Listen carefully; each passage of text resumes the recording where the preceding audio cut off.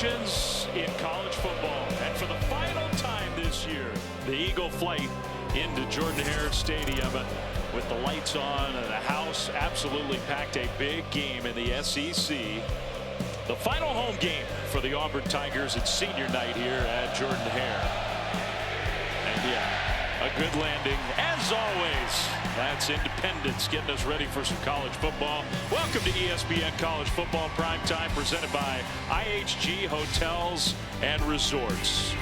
You're watching the SEC on ESPN, and it is indeed a very big game. Number 15, Texas A&M on the road. I know it's not been a great year for Auburn. It's been disappointing, and folks around here are antsy. They're looking for a rebuild job from Hugh Freeze. This is his second year. Losing record, though, hasn't had a single win yet against a ranked opponent. Hoping to change that tonight. Meanwhile, Texas A&M controlling their own destiny in the SEC, win out, and they're in the SEC championship game. Only Texas and Texas A&M have the one conference loss in the SEC. It's down to a 4-team race in terms of who's going to play in that SEC championship game in a couple of weeks.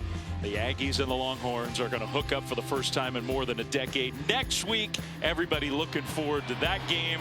But this one tonight is huge for the Aggies if they want to make it as big as it could be. Hi, everybody. Dave Fleming, Lewis Riddick. Great to have you with us. It's always great to be here at Jordan-Hare. Maybe, Lewis, unless you're the visiting team, this is not an easy place to play, no matter how things are going for Auburn. And A&M knows that they got to play a lot better than the last time they were on the road in conference play against South Carolina. Yeah, that wasn't a good night, and Mike Elko says hopefully they've learned from that experience. And in particular, how do you handle the avalanche of emotion that you experience when you're on the road in the SEC at night? I mean, this is an electric environment, folks. And this is a football team that plays their home games here that's very motivated. They're trying to establish and win bowl eligibility as well, so they have a lot to play for. But make no mistake, the story here is Texas A&M, and a lot of that story really centers around quarterback Marcel Reed. Tonight, you're going to get a treat when you watch this young man in terms of his evolution, how he has progressed as a passer. You know he can run the football, but the guy was absolutely lights out there last time out. He's going to need to be that again tonight against a very good Auburn defense. I mean, what a scene as the Aggies take the field for a kid who's a freshman who's going to start for just the 6th time in college with everything that's on the line for Texas A&M in this environment where War Eagle is ready to go. It's their final opportunity to cheer for their team this year, and it's their first night conference game at home all season. They've been looking forward to this one. These environments, man, I mean, they are special. They're special. You can only imagine the emotion that's running through these young men as they run out here. I can feel it up here in the booth. It's been a long time since I ran out of a tunnel. There's nothing like this. And Hugh Freeze and his seniors, including one of the greats, Jarquez Hunter, one of the all-time great running backs, and they've had so many here, went through his senior night ceremonies just a few moments ago. And that means we are almost ready for kick from Auburn, Alabama. It's the Aggies of Texas A&M and the Auburn Tigers kickoff coming up next.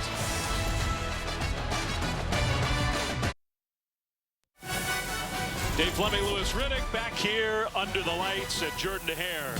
Texas A&M and Auburn just moments away from kickoff. But before we start this game, let's go down on the field and welcome in the third member of our crew, Chris Brunton. Hi, Dave. Mike Elko described the biggest challenge is how do you handle the avalanche of momentum swings. His final message to his team before he came out here was play as one, play as a unit. That is how you stay poised. It's been something they struggled with on the road. Their last road trip in South Carolina a couple weeks ago, they lost by 24. In fact, they lost 11 of their last 13 away games, and now they got to come in tonight to Jordan-Hare, one of the loudest environments in the country, guys. We think we could hear you, Chris. It is pretty loud. This is so good.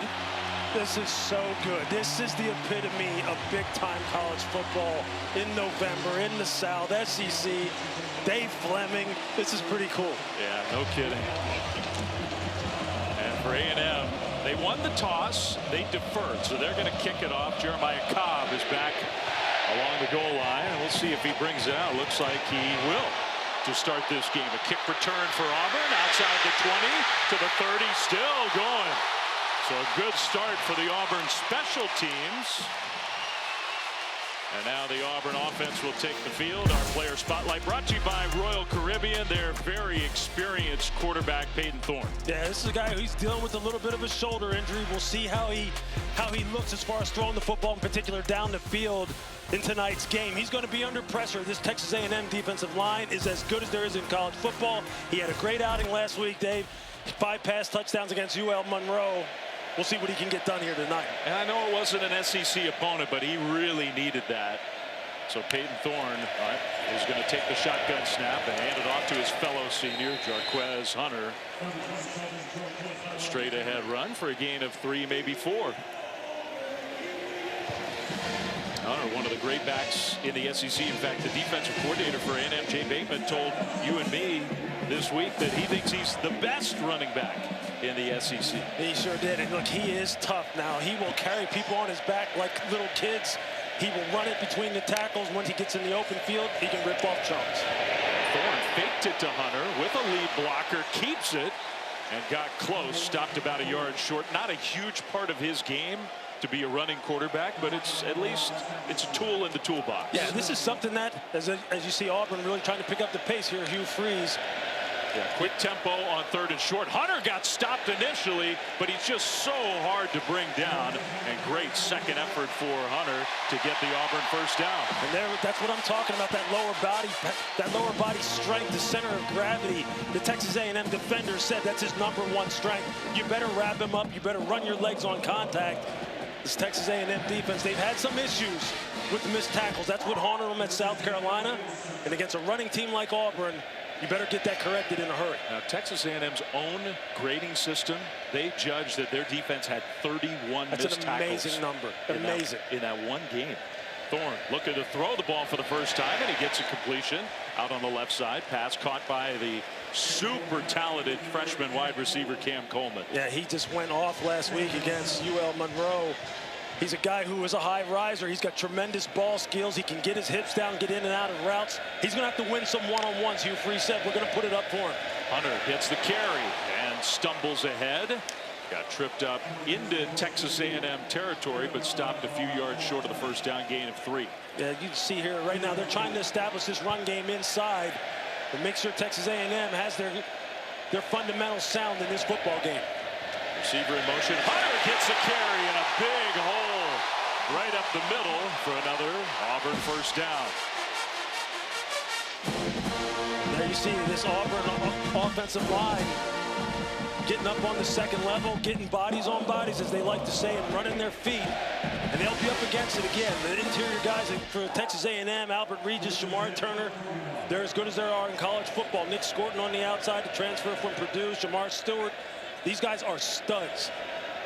And they're going to have to play like it tonight, because as you can see, Hugh Freeze is testing them here early. Unquestionably one of the best defensive line units in all of college football. The Aggies have play fake.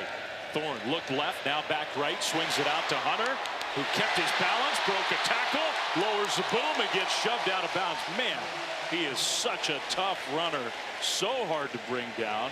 That could have been a loss, a negative play. Instead, he got 6. That's one of the things, again, about Jarquez Hunter that you just cannot overemphasize, just how tough he is after contact. But you can see already, the defensive coordinator, Jay Bateman of Texas A&M, look, he said you want to pressure this quarterback. Aggies jumped offside for sure, so it's a free play. Why not go to Coleman, who makes the catch inside the 5 and gets shoved out of bounds just short of the goal line, 31 yards. Defense number 1. The penalty is declined. The resulting play is a first down. And there he is, the do-it-all freshman, Cam Coleman, one-on-one against Des Ricks, who is a fantastic, and I mean fantastic, one-on-one corner. Back shoulder, great concentration.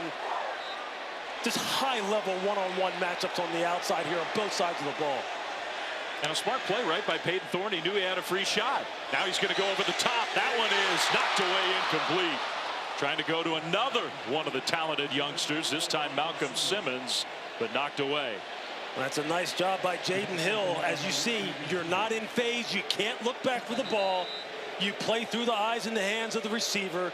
He did it absolutely perfect. That's textbook how you play man-to-man coverage.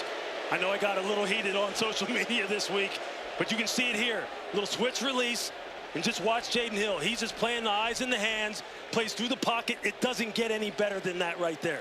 That is teaching tape right there. And you saw at the very end of that play, Hill kind of get that leg, ankle pinned underneath Simmons. And so he's down on the turf in the end zone.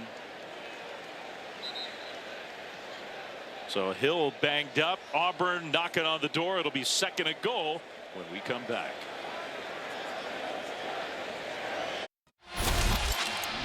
Take a look at the keys to the game here tonight. When you're looking at Texas A&M, start with their defense, dominate the line of scrimmage, running pass. Auburn's winning that battle right now. When they get the ball, play action pass. It has to be the Marcel Reed show throwing the football. For Auburn, ball security and wide receivers win the one-on-one. You've already seen how Cam Coleman can get that kind of thing done. And when you're talking about this offense here right now for Auburn, red zone, Dave, that's been a problem for them. What do they have? What kind of answers? Let's add that to the list, because the red zone's not been friendly for Auburn this year, despite one of the great running backs in the country. It's 2nd and goal. Hunter shifts behind Thorne. They'll give it to Hunter. Right side. Hunter close. Lunging. I don't think he was down, and they're going to say touchdown. I think his body was up on the pile, and he reached over, and he gets in.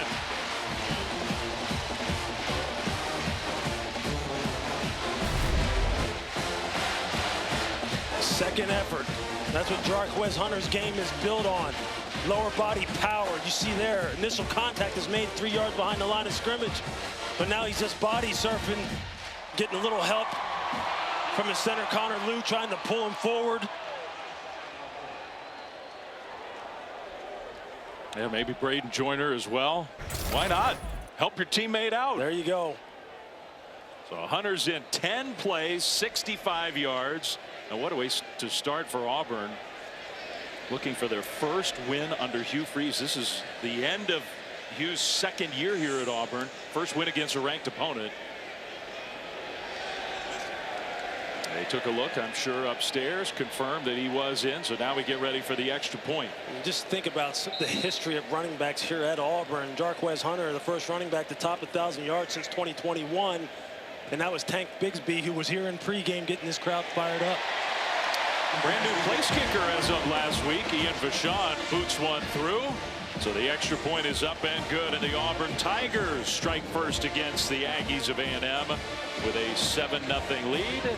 Let's check in studio with Matt Berry. Hello, Dave Fleming, Lewis Riddick. Happy Saturday night. Time now for our all-state check-in. It's now down to the final couple of weeks for the Heisman Trophy. Ashton Jeanty might have a couple things to say about it. 61 yards for the touchdown. Likely going to be a name-your-number night for Jeanty against Wyoming. 7-3 early, Boise State. All right, Matt. Yeah, and Travis Hunter had another big game, even though Colorado falls on the road at Kansas. Late season road games for teams with championship aspirations. Not easy. Maybe the same story tonight for A&M. I don't think there's any question. I mean, here right away, the first series, Mike Elko, what did he talk to us about? The avalanche of momentum. And this place is deafening. So right out of the gate, how are they going to answer? How is the young redshirt freshman Marcel Reed going to answer the call right now? Can he get his team in the end zone and even this game up? This is Auburn's 7th SEC game of the year. That's the first time all year they've had an opening drive touchdown in a conference game. Towns Magoo kicks it into the end zone for a touchback. So now the Aggies offense comes on the field, and a lot of pressure on this young quarterback who is so dynamic, so impressive, but so inexperienced. Marcel Reed, who's one of the fastest, most athletic quarterbacks in the country. Yeah, and it's the evolution of his game in terms of his ability to process quickly in the pocket, execute consistent mechanics and fundamentals throwing the football. That just really takes his ceiling and just puts it as high as you can possibly imagine. Offensive coordinator Colin Klein, he's just absolutely enamored with this young man's potential. We'll see what he's got tonight. They are missing some weapons on the offensive side, Texas A&M is. They're not quite at full strength. Reed's going to throw across the middle, and he zinged one. Looked like right through the hands of Jabri Barber. Wide receiver incomplete. I mean, that first throw, you just got to get that down a little bit. That ball had a little heat on it. Jabri Barber just coming across on that straddle. You just want to put him in a catch and run situation. They've got some guys who can really get after it with the ball in their hands. Now you're behind the sticks on the road. This crowd already amped up. So Reeves talked about needing to get a little bit more precise with that intermediate pass game. Now scrambling, going to throw, and a nice delivery out across the middle, and that's going to be good enough for a first down outside the 35. Gain of 11 to Terry Bussey.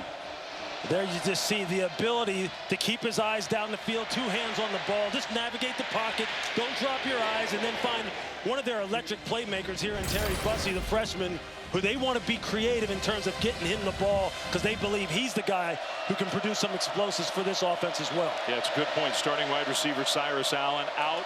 Handoff, first run for Amari Daniels over the left side. No Le'Veon Moss, one of the best backs in the conference. He's out. So where can you get those plays from? Daniels, one of those guys, and Bussey, number 2, is another one.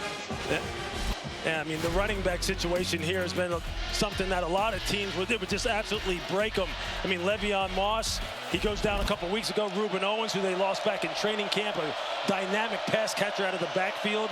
But they've been able to make it work. It has been next man up, and it's been a consistent evolution with this offense. And here's Bussey in the backfield as a tailback. They handed to him, and a nice cut upfield for a Texas A&M first down. See, there's the creativity of offensive coordinator Colin Klein, who we had a great time talking to. He is one of the up-and-coming young superstars in the coaching ranks.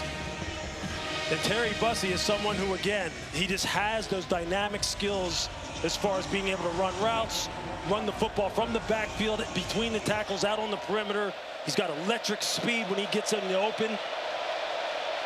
And they're going to put him to work. He vacates the backfield here on first down, just close to midfield. Marcel Reed in the pocket, lots of time. Now he's going to scramble, looking for a block. He'll bounce it out and get tackled short of the first down. So couldn't quite get around the corner there, but a positive gain of 8 yards. Yeah, if you're DJ Durkin, the defensive coordinator for Auburn right now, you're sitting there and you're probably getting frustrated already because you know going into this game, one of the things he needed to do was to keep Marcel Reed in the pocket. Rush lane integrity. Don't create any gaps up front for him to escape through, because as you can see there, it's just too easy for him when he tucks it and runs. In some ways, they got lucky that wasn't a bigger game. That's right. right. A lot of room in front of him. Daniels in the backfield once again. Play clock. Plenty of time left on it. They'll hand it to Daniels. Right side run, and that's enough for the first down inside the Auburn 40 to the 39. They're just running that split zone, as they call it, with the tight end blocking back across the formation, get movement at the point of attack with some double teams, and then climb to the second level. Just good old-fashioned football. That's all it is. And then you just get your 215-pound back, Amari Daniels, with his pads low. And there you see DJ Durkin. He was the defensive coordinator at A&M last year. He's familiar with these guys on his football team, a lot of them. He's got his work cut out for him tonight. Spoke very highly of Marcel Reed. Really likes that young man. Bussey, left side run. It's obvious he's going to be a big part of the game plan, even on this first A&M drive. Just a couple of yards. Caleb Harris with the tackle. And it's just a nice job, again, of staying true to who they are, wanting to establish the line of scrimmage, still make sure that the running backs get their touches. Terry Bussey gets acclimated to his new role in this football game. And as they get closer down here to the high red zone and in the red zone, make no mistake, Marcel Reed can throw the football, and he is dangerous in scoring territory. Auburn rushing 4. Time for Reed. Going right side, and nobody's there. His receiver cut in. He threw it out. Incomplete. I think that was Jahdae Walker, the intended target. I think he was trying to get the ball also to tight end Theo Melanostrum, number 17, on a little corner route, but he got hung up.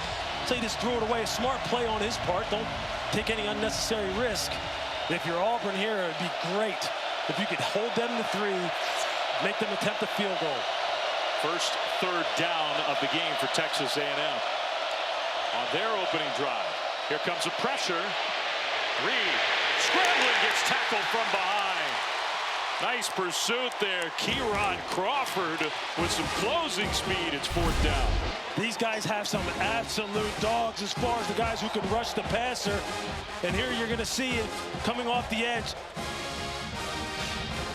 Kieron Crawford All 6'4", 245 pounds of them just coming around the corner and tracking Marcel Reed down.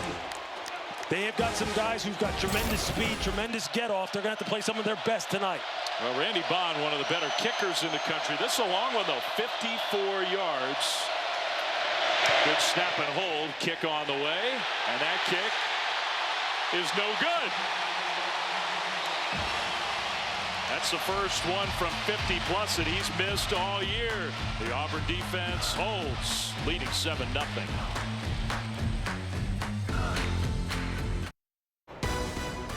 ESPN College Football Prime Time is presented by IHG Hotels and Resorts. 19 hotel brands, 1 loyalty program. Download the app. And in part by Mercedes-Benz. Well, a great scene outside Jordan-Hare, great scene inside with the Taco Bell Live Más student section. All season long, student sections across the country competing to be the Taco Bell Live Más student section of the year. Download the Taco Bell app to learn more. Even with classes ending on Friday, wrapping up before Thanksgiving week, the students stick around. This is their last home game of the year. Under the lights, and Auburn off to a great start, leading 7-0 over 15th ranked Texas A&M. Hitting the ball for the second time, Peyton Thorne, and the Auburn offense back on the field. Marquez Hunter was a star of that first drive, stacked up on a first down carry, just nowhere to go.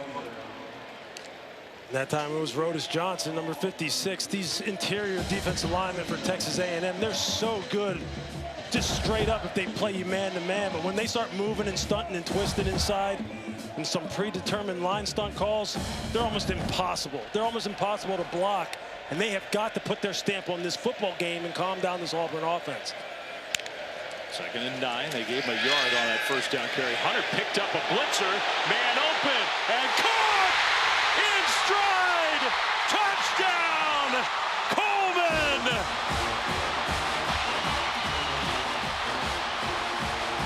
63 yards.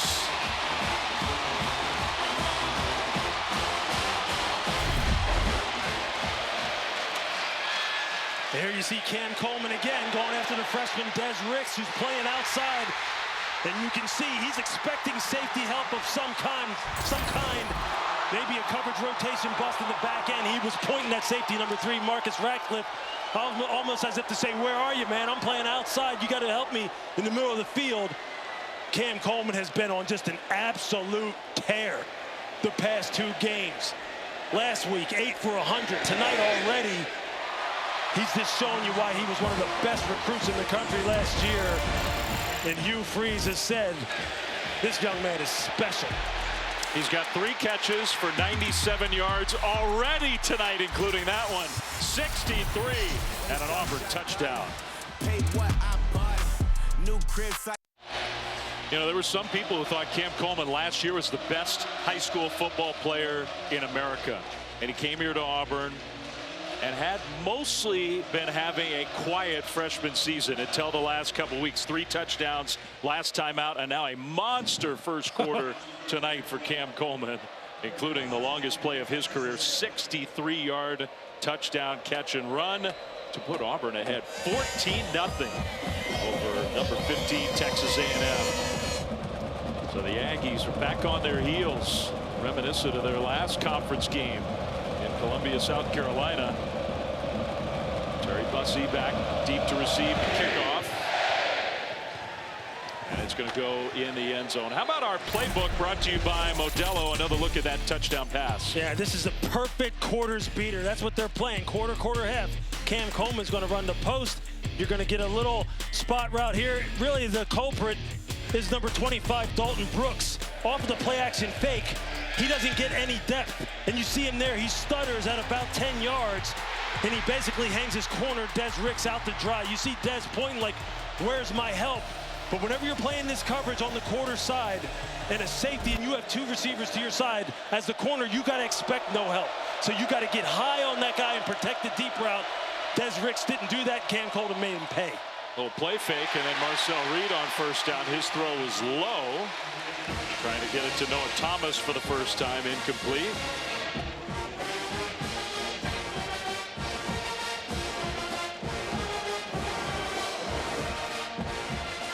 2nd and 10 for Texas A&M.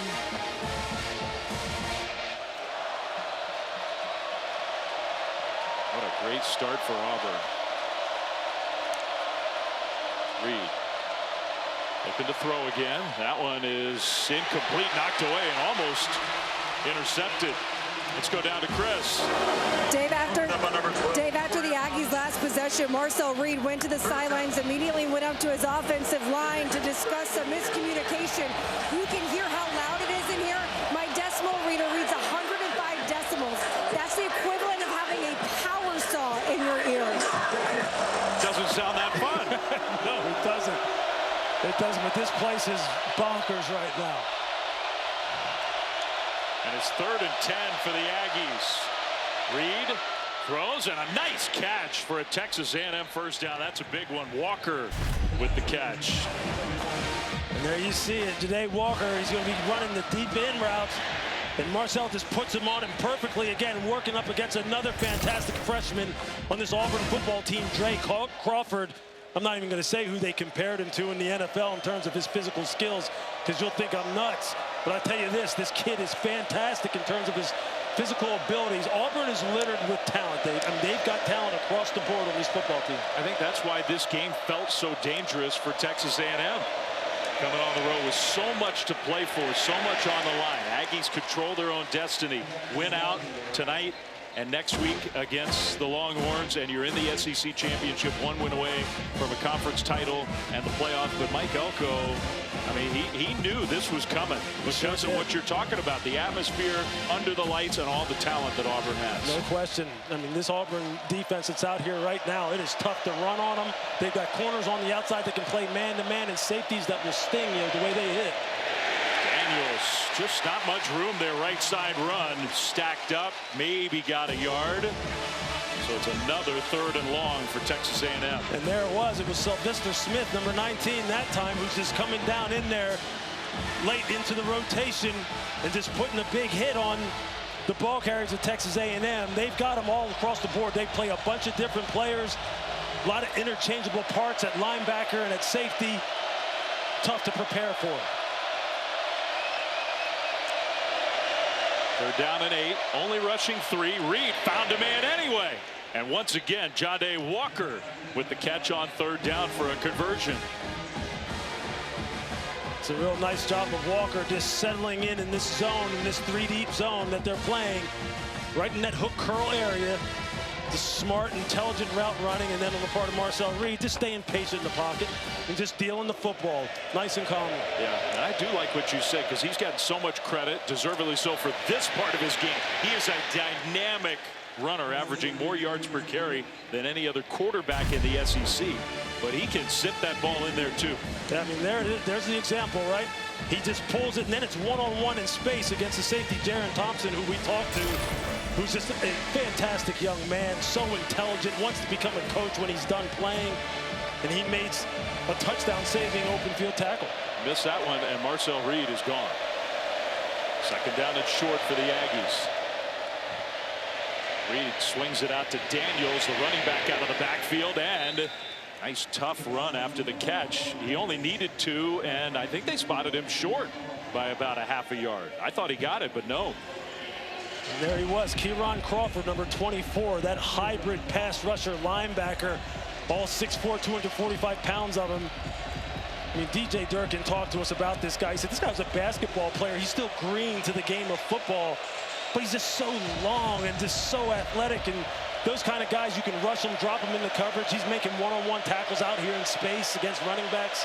Just fun to watch. Never played football until he was a junior in high school, ever. There you go. Daniels with a 1st down run. So the Aggies convert a third down on this drive alone.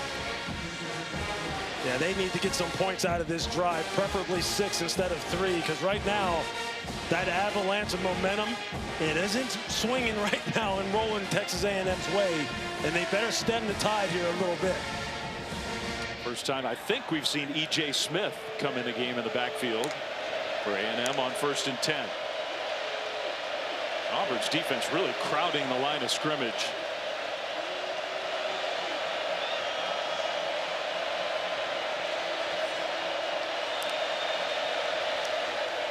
Back to throw. Reed is going to get away and finds Walker again. Another completion to him and another Texas A&M first down.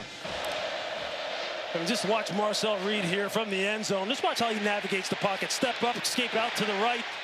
I mean, he's got some absolute fantastic athletes. DeMarcus Riddick trying to chase him down. He's got Kieran Crawford coming from his backside. It's like he has eyes in the back of his head. He's so calm and cool. Remember, he's making his 6th start this year in his redshirt freshman year.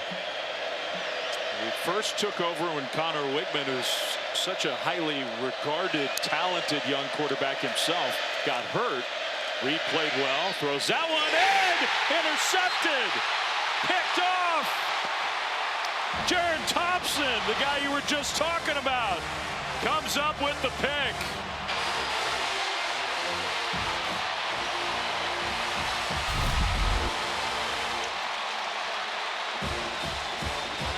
Just keep an eye on the safety.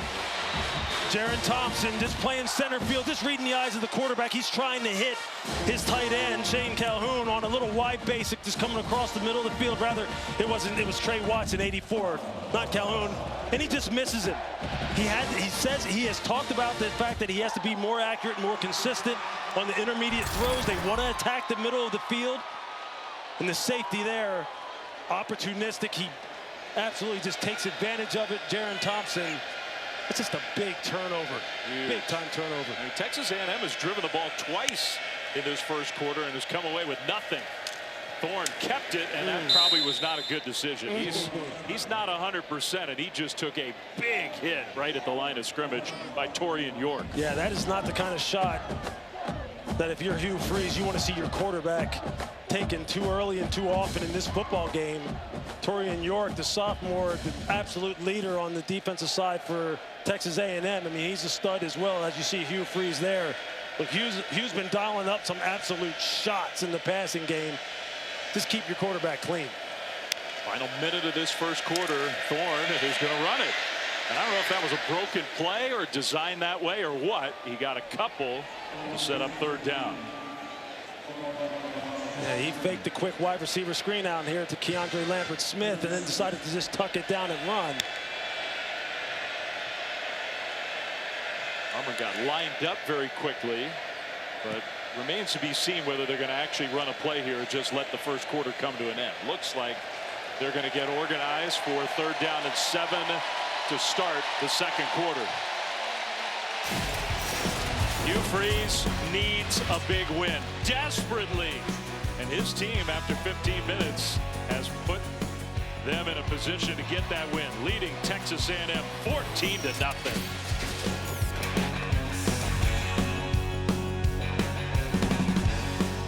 Coach, you talk with us about how to handle the early avalanche of momentum swings. What do you need from your team to respond from the early swing from the Tigers? Yeah, we just need to settle down, start playing football the way we know how. We got to get a stop here. That'll start it. Get us some good field position. Get ourselves back in the game. Appreciate it. Thanks. Thanks, Chris. Thanks, Mike Elko. One way to start would be on the first play of the second quarter. It's third down and 7 for the Auburn Tigers, for the Aggies to get off the field on defense. We'll see. Peyton Thorne back to pass, and he'll dump it across the middle, wide open. That's Hunter, the running back, for a first down. Auburn.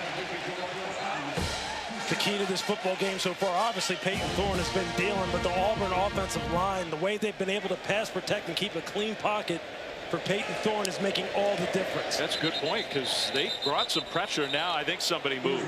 Auburn went quick tempo and got it out to Cam Coleman, who's been the star of the show so far. Ball start, offense. All 11 players were not set prior to the snap.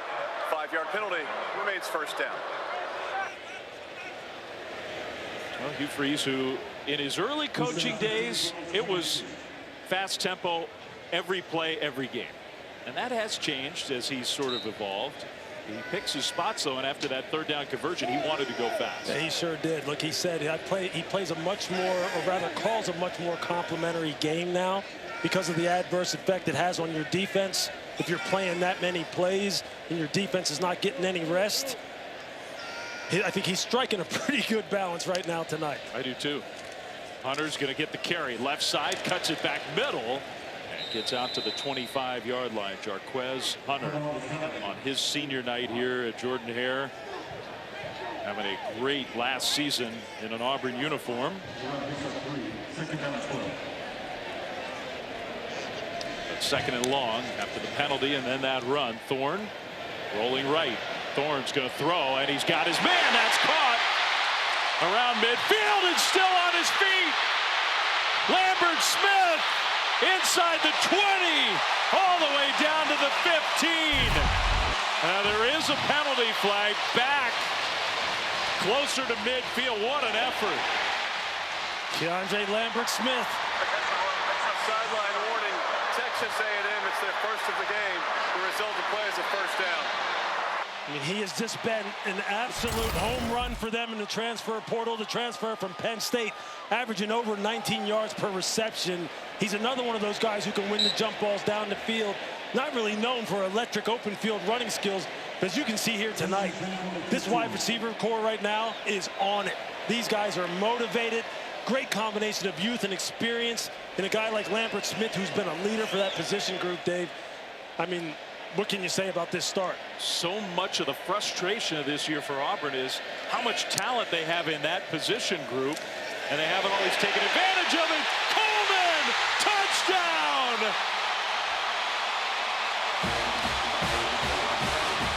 He's becoming a star late in the season, his second one already tonight.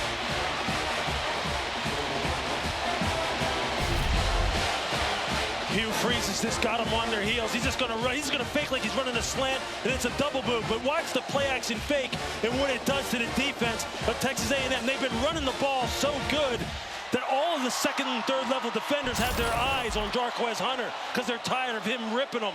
So they just take a peek for just 1 second, and now Hugh Freeze knows that he's going to dial up the play action shots, the double moves. It's just been one banger after another. He's got them all on their heels right now. It is not fun if you're Texas A&M. I mean, it was just a minute ago. It was third down, first play of the quarter, and in the blink of an eye, another touchdown. It's 21-0.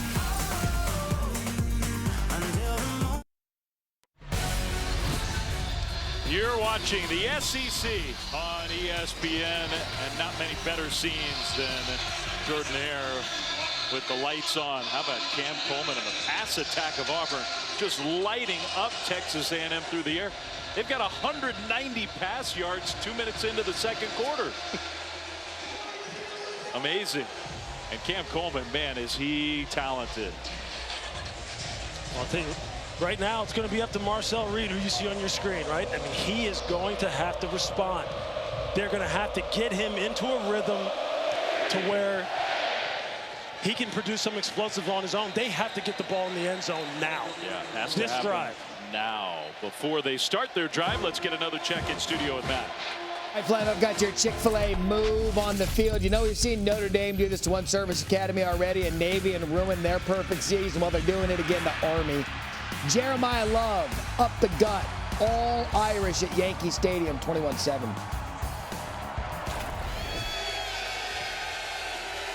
All right, thanks, Matt. Dave Fleming, Lewis Riddick, Chris Button here in Auburn, Alabama. Final home game of the year for the Tigers, who've had a miserable year. 1-5 in conference play. They haven't beaten a ranked opponent in any of the last 2 years. A handoff left side, and I think a face mask in the middle of that play. Daniels got the carry for very little gain, but I do believe that's going to be a big penalty against Auburn. Maybe Crawford.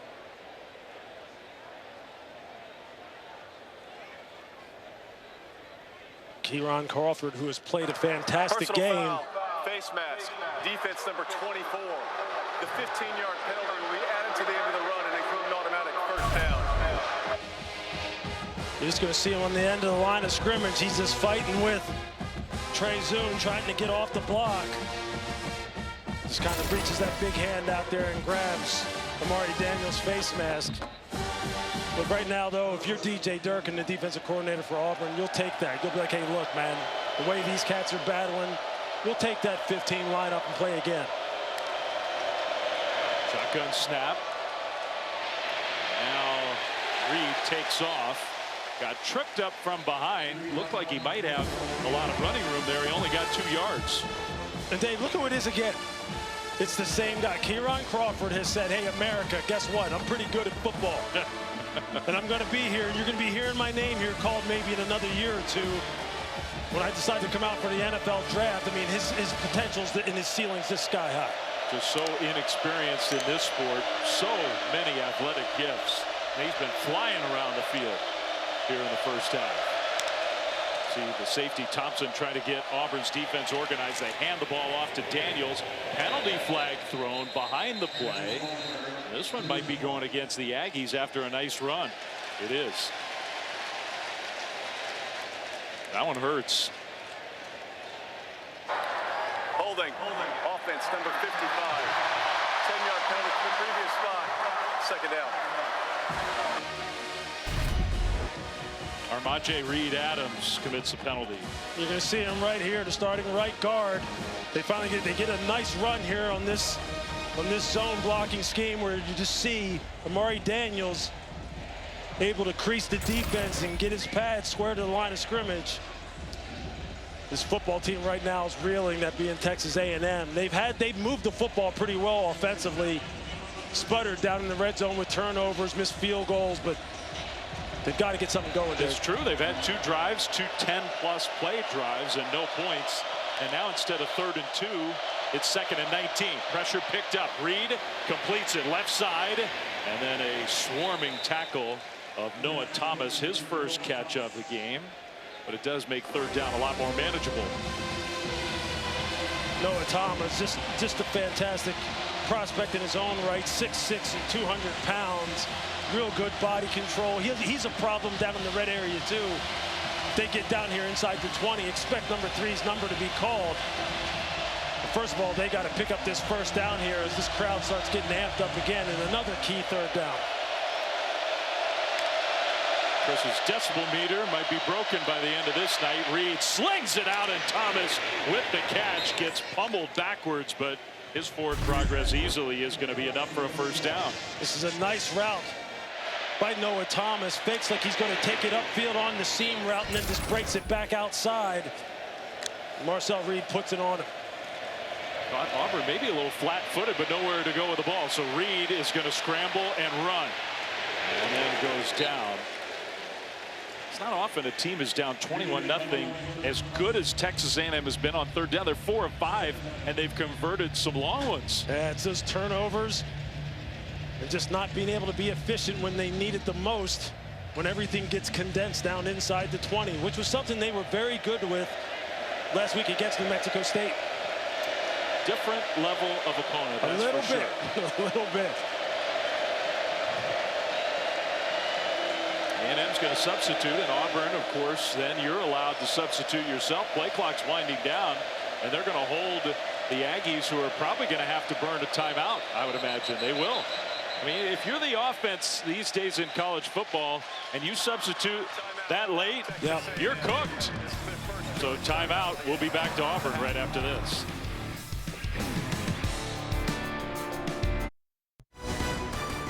ESPN College Football Primetime, presented by IHG Hotels and Resorts, is brought to you by Discover. It pays to discover.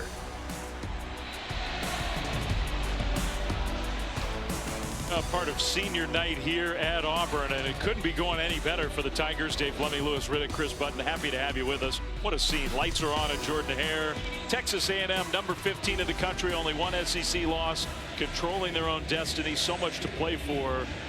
But I think we feel like Auburn has a lot to play for too, just desperate for a signature win. 2 frustrating years for Hugh Freeze. Talent on this roster, not enough wins. They got a great chance to get that win tonight. Yeah, it just reminds you a little bit of like a boiling pot, man, where they're like the top is coming off now. So much pressure has been building, and they're so talented. It's just now spilling over here in the first half of this football game. Fans have got to be pleased. Yeah, I know we got a long way to go in this one. Reed back to pass. Gonna scramble now and get tripped up. He goes down. Philip Bleedy got him by the ankles. Give credit to this Auburn defense and its front four in terms of their defensive line, rushing with lane integrity. And there you see Philip Bleedy. What do you do when you get high in the pocket? Retrace your steps, come back downhill. clip the heels of the fantastic Marcel Reed, get him on the ground. This is great defensive line play. Did it with one shoe on. 3rd and 9. This is a huge moment for A&M. Play fake, and Reed gets to the corner. He will get the Texas A&M first down. There's a long way to go in this game, but you feel like the Aggies, they need points on this drive. Yeah, and there you see all the misdirection, the backfield action. If you're not sure on your assignments and sound on your assignments, Marcel Reed will make you pay on the edges. He's just so fast. He'll get the ball north and south. He'll have 10 on you in a heartbeat. And you're right, Dave. You cannot rest if you're Auburn's defense. You cannot start looking at the scoreboard and thinking you've got this in the bag. Because that young man is electric and explosive, and they've got some people on the outside that can score in a hurry. A&M's 5 of 6 on 3rd down, and some long conversions too. Another one that time from Reed and the Aggies.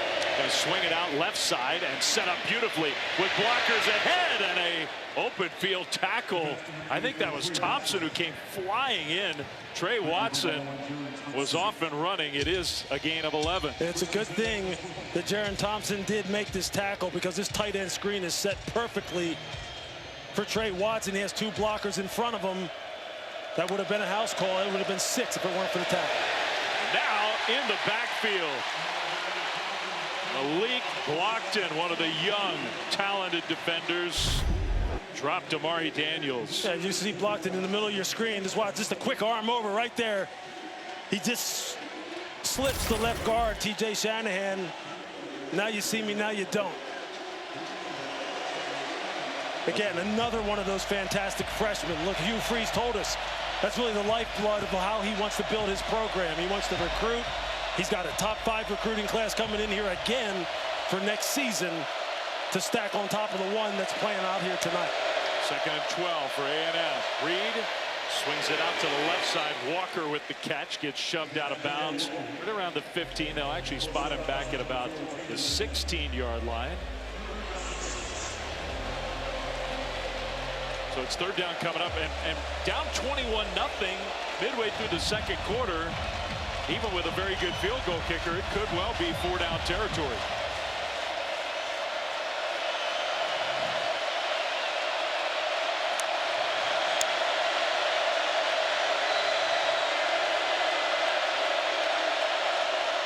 Bussey comes in motion. They'll fake it to him. Reed runs and cuts it upfield. Gets tackled, I think. I mean, real close, but I think he is a little bit short.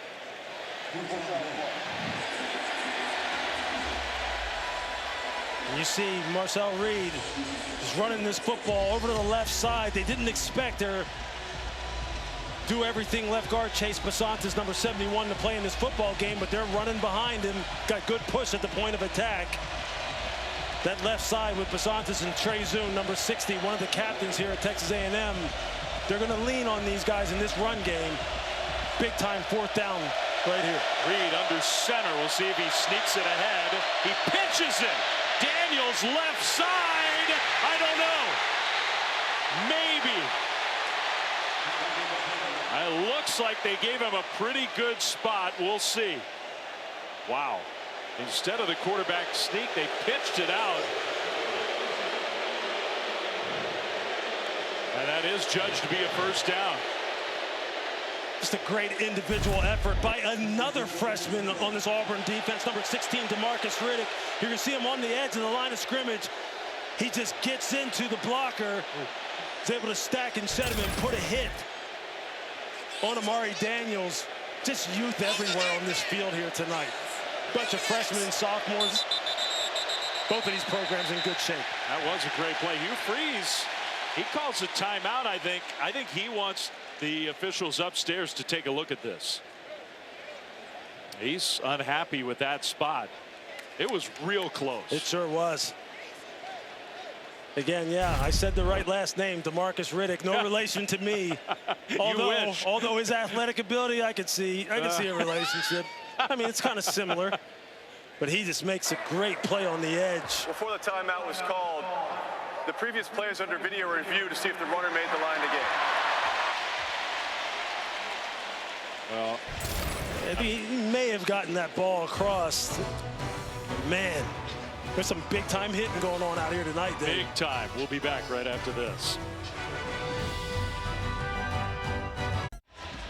All right, back here at Auburn, replay booth. Didn't take long to confirm the spot on the field. It was close, but it is a good spot and a Texas A&M first down. It sure is. It's a great individual effort on the part of Amari Daniels, fighting to get that fresh set of downs. Now here they are on the +10. They've been one of the best teams in college football in terms of red zone scoring efficiency. Auburn great in red zone defensive efficiency. Here we go. Jet sweep action and well pursued by Auburn. So the speed on the edge by Williams, but he gets knocked down. And I'd say Williams, that's Barber.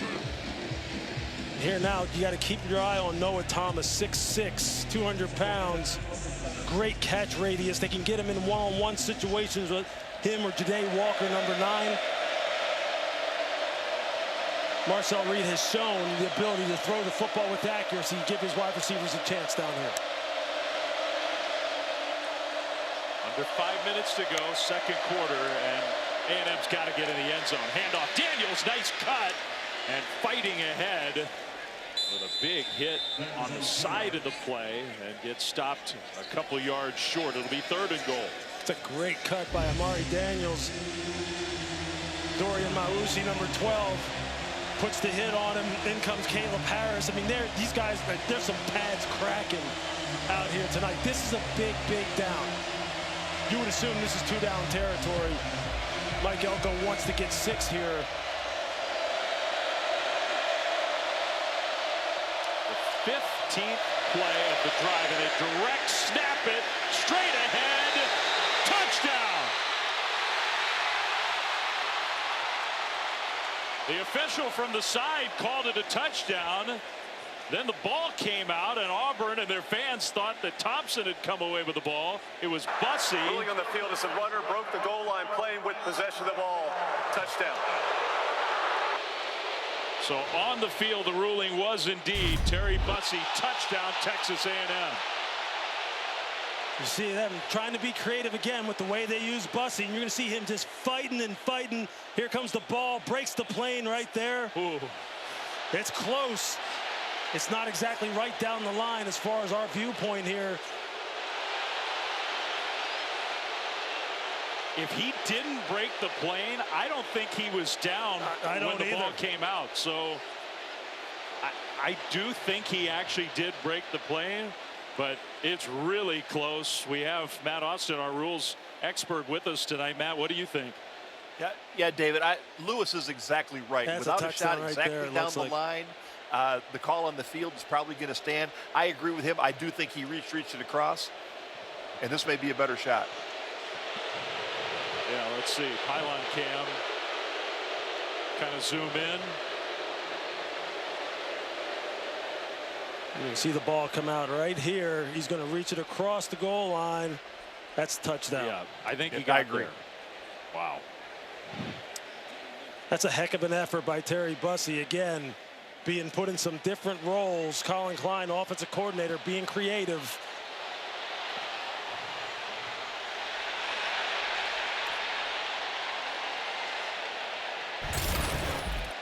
So A&M now, they see what we just saw up on the big board here at Jordan Hare. And in fact, we do confirm that it was a touchdown. Much needed from the Aggies. Auburn fans are cranky about it, but I think the call was the correct one. Bond with the extra point, and it is up and good. Well, Texas A&M, whether it was a must or close to it, they needed that big time. That was a must. I mean, that right there obviously gives them a little bit more confidence and maybe settles them down and going, hey, look, now this is a 14-point game. We got to get some stops. We've proven that we can move the football. The run game is starting to get going. Now we got a ball game. It was a 15-play, almost 9-minute drive for the Aggies before they kick it back to Auburn. A quick word from Verbo. Defenses so far have been stingy, and that really showed in the... Done? Look, if you want a house without a host, you should have booked a Verbo. Like I was saying, both teams have really good defenses, and it really showed in the second half.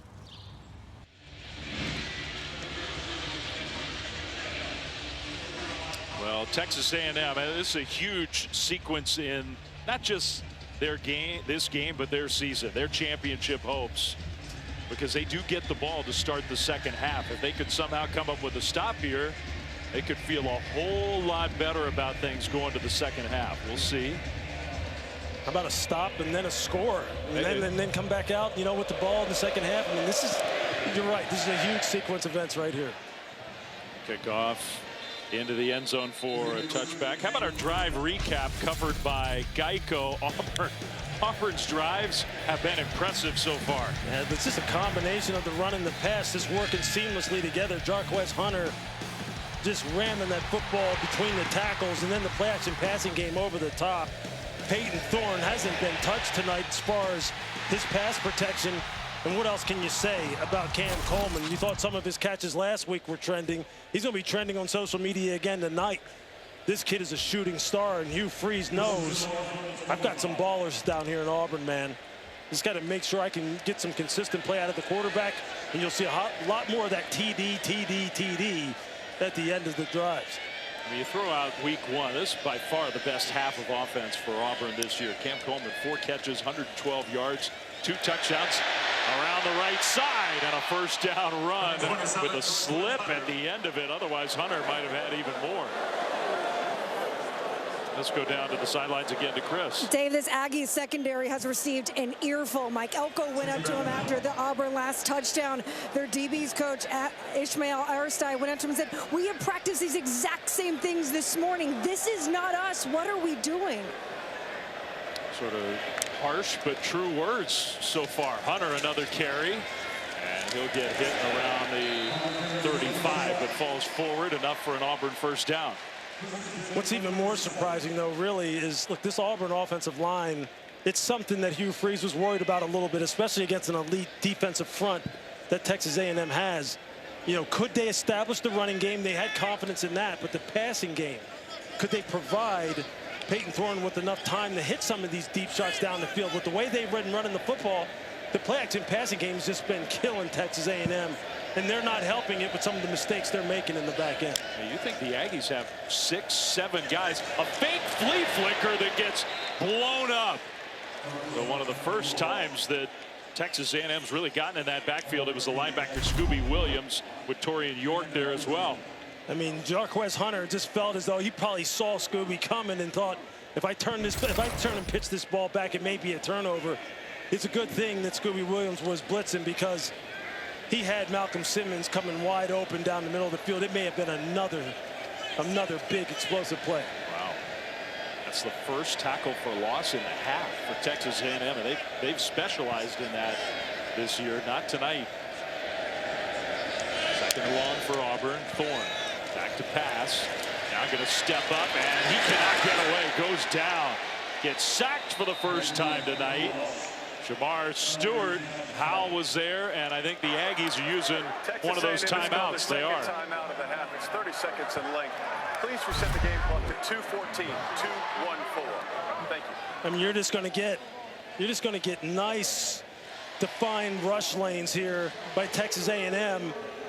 Solid coverage on the back end. They run a little bit of an ET on the right side of your screen, meaning the tackle penetrates and the end loops around. But it's the coverage in the back end that allows them to make this sack. As you see, Peyton Thorne, he can't go anywhere with the football. And then the rush just converges on him.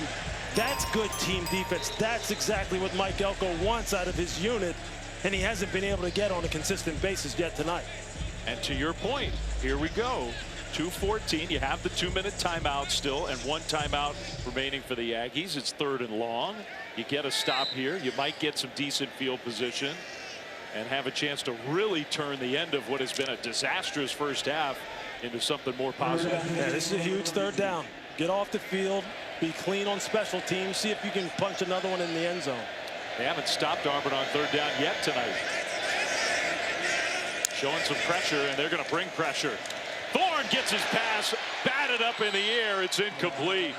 A&M runs over and grabs it, but that was an incomplete forward pass. I think Bryce Anderson from the secondary was the blitzer. Just going to run a little overload pressure To the quarterback's right, Bryce Anderson comes clean and makes the big play. Bryce Anderson, maybe the best athlete on this team overall. He can do it all. He is a special teams dynamo. Great in the deep part of the field. He's fast, he's physical. Excellent prospect. First punt of the night, and it's a shank.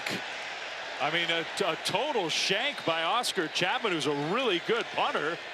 And the whole feel of the game has changed. There goes that avalanche of momentum, maybe swinging back the other way. Has Texas A&M withstood the early onslaught? Can they now? Wow, I mean, that just doesn't happen to Oscar Chapman. Helping out the officials. Yeah, put it over here. Even keep going. Chapman can't believe that's a 17-yard punt. I mean, he has been one of the stalwarts for this football team this year. Someone who they've been able to count on. Now, if you're the Auburn defense, you've kind of put this fire out that's kind of starting to burn a little bit higher for Texas A&M. Totally true. Aggies get the ball to start the second half. They have 2 minutes and 3 seconds. They have a timeout. They have the 2-minute timeout, and they start at midfield. Reed steps up. Reed gets away. Reed takes a big hit, got sandwiched into Auburn territory after a gain of 8. There is our 2-minute timeout. Aggies trying to get right back in this game. Matt Baird, our college football studio with our AT&T countdown to the CFP National Championship update. And because of all the chaos, Iowa State still in contention to play for the Big 12 championship. But they're now up 17-13 over Utah at the half. Yeah, that Big 12, I mean, it has been a roller coaster ride. SEC, there's been more clarity here late in the season. Texas A&M controls their own destiny, but down 21-0 and reeling. Now a real opportunity to get back in this game on 2nd and short. Daniels with the carry, straight ahead, first down. They're in Auburn territory. Plenty of time with the timeout in their back pocket on the move. Now the running game starting to go. Amari Daniels continues to just pound this ball in this zone running scheme. Marcel Reed. And I think A&M moved early. So they got set up to go quick and committed a penalty. I think they're going to get Ja'Day Walker out here by receiver for not being set. Number 9.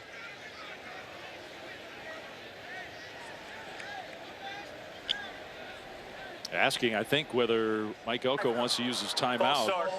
Offense number 9. 5-yard penalty. Repeat first down.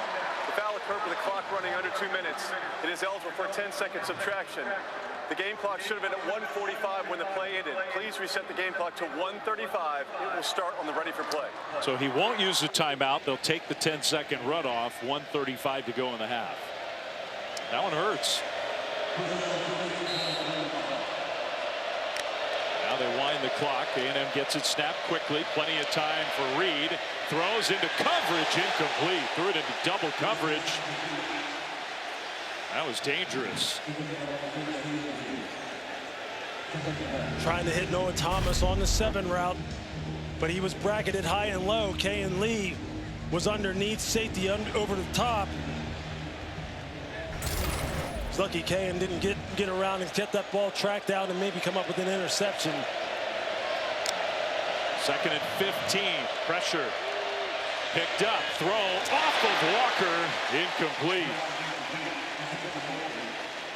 And now it's 3rd and 15. Been running a little high-low combination here, trying to get the ball to Ja'Day Walker. And he has him open, sitting right in that little zone void.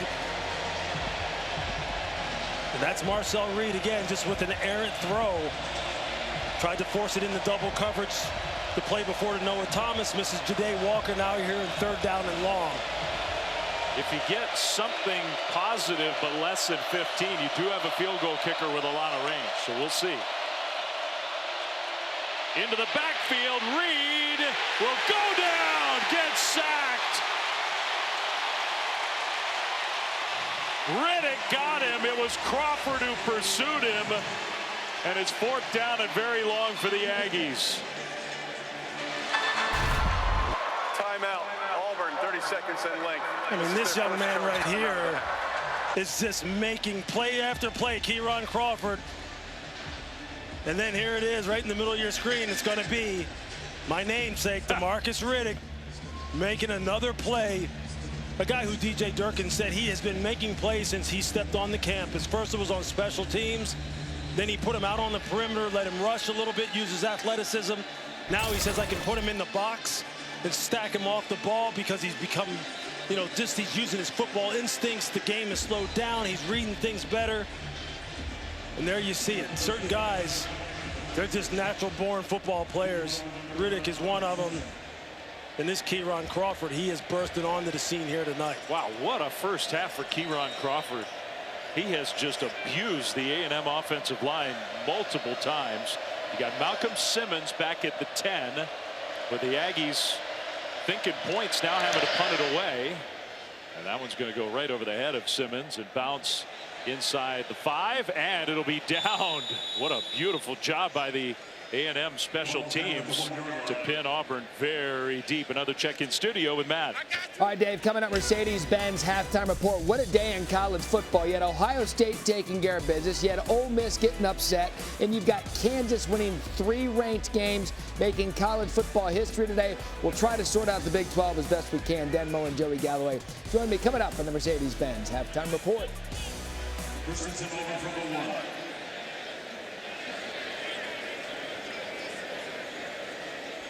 It's been a crazy day, man. Arizona State, I mean, ASU just out of nowhere. How about that program? Just absolutely continuing to work on it and build that foundation. Give credit to the coaching staff and the administrators out there. I have a feeling our friend Matt Berry's going to emphasize that point at halftime. Yeah, I'm sure. And I don't want to hear it, but I love Matt Berry. He should be proud. Auburn has called their second charge timeout of the half. It's 30 seconds in length. All right, a short timeout, Auburn. And Auburn's got to be careful here. Up 21-7, a minute 8 to go. But after that excellent execution by the special teams of Texas A&M, the Tigers just have to avoid a mistake, get into the locker room. Dave Fleming, Louis Riddick, it's been really impressive. And you've talked a lot about the young talent on Auburn. Yeah. Where have they been all year? That's a hard question to answer, but they're here tonight. Yeah. You know, this team has really it's battled a couple different things, namely kind of really hurting themselves, especially when you're talking about, you know, turning the football over, not protecting it, and then just not getting even performances at some of the most critical positions, namely quarterback. Look, Peyton Thorne, he has endured a lot of criticism this year. He started off the season so good and then had a bad football game against Cal, came back and has played some pretty good football. Hugh Freeze still supporting him. And he said, look, if we can protect him, he can throw this football. And you saw that last week. You're seeing it here tonight. And they have really amassed a lot of good young talent here. And like I said, they're going to bring in some more young talent on this football team. They're going to be heard from in the SEC here very soon. Smart play there just to sneak it ahead, get a little breathing room. Texas A&M has called their 3rd and final timeout. Please reset the game clock to 1 minute 4 seconds. It's final timeout, so Auburn's got to do that at least a couple more times before they can get this one to halftime. By the way, we get a chance to remind you, you can kick off your Sunday tomorrow NFL Countdown, 10 a.m. Eastern on ESPN. Adam Schefter going all access with the Harbaugh brothers, who've been a huge part of the story in the NFL this year. In our Week 12 Monday Night Football matchup, it's John Harbaugh and the Ravens, Jim Harbaugh and the Chargers. It's a pretty good game, isn't it? It sure is. I mean, how cool is that for their father, Jack Harbaugh, to have, I mean, you have 2 of your sons playing one another, biggest stage in football, Monday Night Football. Jim Harbaugh's a treat, man. If you ever get a chance to talk to him, I've never seen a head coach gush over his quarterback as much as Jim Harbaugh does. He loves Justin Herbert. Yes, he does. Hunter straight ahead run, and that should just about do it. Auburn's got to snap it again and run another play. But the Tigers deserve some credit here after starting inside their own 1 just to make sure nothing weird happened. They have played a heck of a first half here at home. Their final home game of the season, the last home game for so many Auburn players. 20 plus went through the senior night ceremonies. Hunter, left side. And that'll be good enough for a first down. So it'll stop the clock just briefly, and then I would imagine Auburn's going to be content to let that be the final play from scrimmage in the first half. If you're the Auburn coaching staff, you couldn't have asked for much better. If you're the Auburn fan base, you hear them here. They're cheering, standing up on their feet as they run off the field. And if you're Texas A&M, look, it's still in your control. You still determine your own destiny. You better come out of this tunnel in the second half absolutely screaming and trying to put the, the pedal to the floor, because this is going to be a game all the way to the end. Yeah, we sure hope so. The Aggies sure hope so. Hugh Freeze's team played maybe their best half of the whole season here. Chris is down with Mike Elko on the field. Coach, how would you evaluate what you've seen out of Marcel Reed in the offense in that first half? Yeah, we just got to finish drives. We got across midfield the first couple drives. We weren't able to finish them. We got to be able to get touchdowns. We put a really nice one together to score, and then we needed to get something on that last drive before the half. But we got to go in. We got to regroup. We got to come out. We got to play one heck of a second half. Thank you, Coach. Yeah. Indeed they do. Thanks, Chris Button. So it's halftime. Auburn's been good when they've played from ahead. 21-7, the Tigers looking for the upset win. It's time for the halftime report with Matt, Joey, and Dan. Lots to talk about, including this one here in Auburn, Alabama.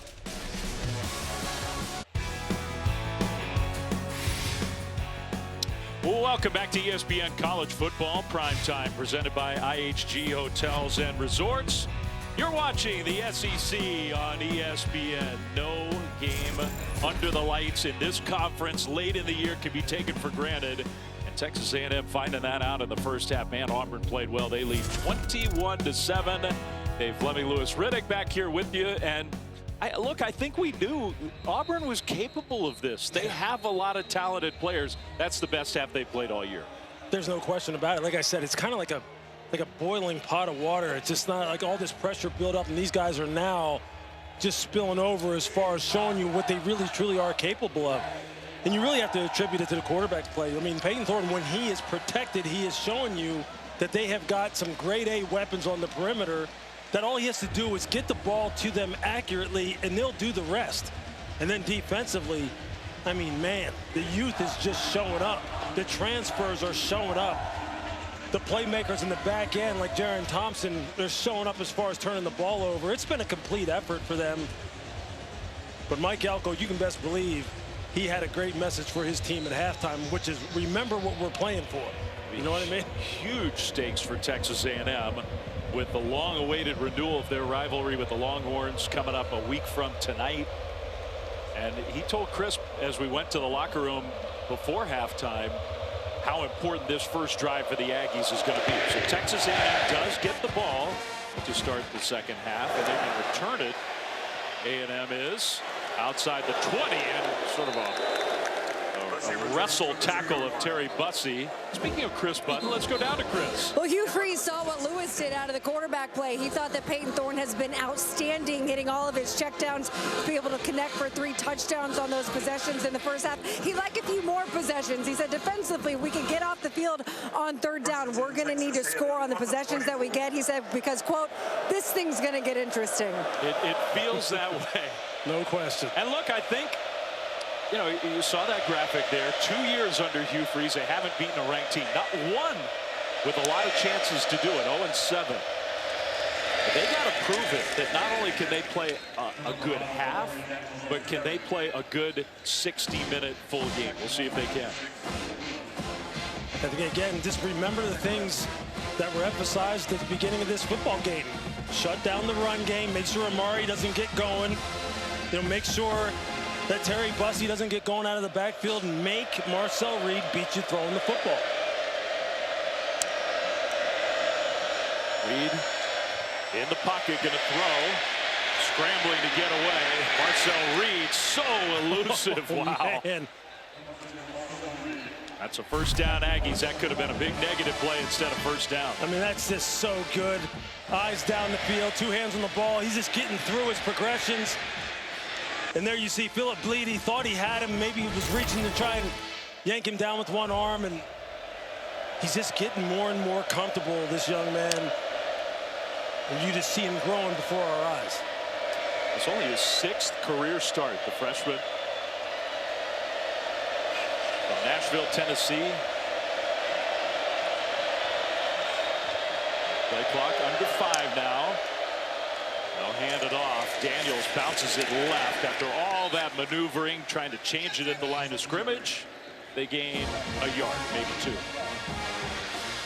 I mean, it's just one of these things that, you know, maybe as you're at home watching this game, you're not really paying attention to. You just see how Auburn just built a wall up front where Amari Daniels is having to pick and slide and cut along behind the line of scrimmage because he can't find a crease, because they're just building the wall, holding the point of attack, just playing good, fundamentally sound defense. That's how you get it to 2nd and long.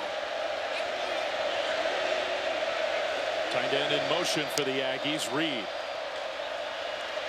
throws middle, and a nice delivery there. The quick tackle after the catch by Barber, and stopped, I think, a yard short of a first down. Marcel Reed knew exactly where he needed to go with that football. They ran a little cross dog stunt on the inside, a little zone blitz, where they crossed the linebackers, running into A and B gaps. Barber just spots up over the middle of the field where the void is, and Marcel just calmly and collected just delivers the football. Nice, accurate throw. And we got our first big play of this second half. Texas A&M playing from behind. Handoff on 3rd and short. Daniels leaned forward to get it.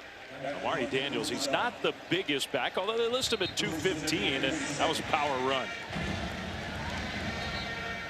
We're about to call the name of a guy we haven't called his name much so far in this football game. Sophomore Keldrick Falk, number 15. The fantastic defensive end, 6'6", 288 pounds. All these other playmakers on Auburn have been making plays tonight. Falk's been kind of quiet. He'll make his mark on this football game probably here soon. He's just too good to hold him down for long. Sack leader for Auburn, just a really talented young guy. Play fake on 1st down. Reed looking downfield, is going to dump it short, and then a missed tackle in the open field. So a nice move by E.J. Smith to get positive yardage there. E.J. Smith just channeling his dad, Emmett Smith. That strong lower body, breaking tackles in space and then picking up yardage after first contact. Number 22 just looks right, doesn't it? It sure does. It just oozes greatness. His father, one of the very, very, very best. E.J. out here giving Texas A&M some quality snaps. Yeah, that was a good play. Bussey in the backfield. They're going to throw, and to Bussey in stride out of the backfield for another A&M first down inside the 35 down to the 32. Gain of 15. You're going to see just a little halfback Texas route. You see him there just drive on the outside dropper there. Kieron Crawford makes a nice catch, gets the ball north and south. Nice effective drive. First down throw. That's Walker who'll try to turn it upfield. Walker, powerful runner after the catch, took a hit and gets a Texas A&M first down. 13 more yards for the Aggies. And there you just see Marcel Reed's decision making and the accuracy and the confidence just all growing together. One just feeding off of the other as they move this ball down the field. Here they are again in the red zone. Here we go again. This is what Mike Elko's talked about finishing drives. A&M did not do that very well in the first half. On 1st and 10, Daniels straight ahead. There was a big hole. It did close up, but not before Daniels got 4, close to 5. Yeah, the right side of that Texas A&M offensive line just went to work, getting good push at the point of attack. And they've come out here meaning business right now. They're trying to get this to a 1-score game. Auburn's got to bow up here. They know what what they're playing for. They know their destiny is in their hands. Season's on the line here, man. You got to start getting some touchdowns. 21-7 Auburn, but A&M starting this second half on the move toward the end zone. And catch! Touchdown! What a catch by Noah Thomas, with defenders draped all over him.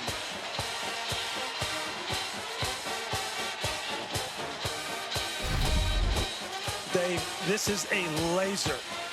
Just look at this. Look at the release by Noah Thomas going up against the best cover corner, Kayan Lee, number 4, the sophomore, who they love here at Auburn. But the 6'6" Noah Thomas, you just see that catch radius. You see him just going high for the football. Marcel Reed, we talked about it. He threw the ball great last week in the red zone. There it is again. That's how you respond Now we've got a real ball game. Before the extra point, a flag thrown. Indeed we do. Another long drive by Texas A&M. That's 10 plays. They've done that a lot. Disconcerting signals. Defense number 1 for clapping. The penalty's half the distance to the goal. Will still be the try. So A&M, I mean, when you get that, you at least maybe have a little bit more of a decision. Looks like the kicker's staying on the field.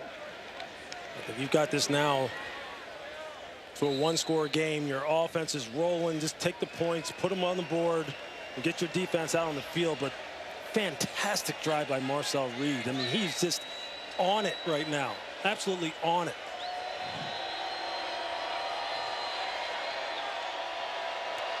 Big snap and hold. Extra point is up and good. That's what the Aggies needed to start the second half. And you could not have asked for any more. I mean, just look at this throw. Perfect trajectory. He knows exactly who he's throwing it to. The 6'6" touchdown maker. That's money right there. Money.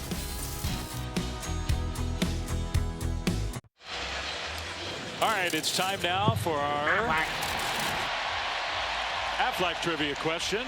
We're not going to give you a whole lot of time, so get those thinking caps on. Excluding Texas and Oklahoma, first year in the SEC. Who are the 4 teams never to have made an SEC championship game?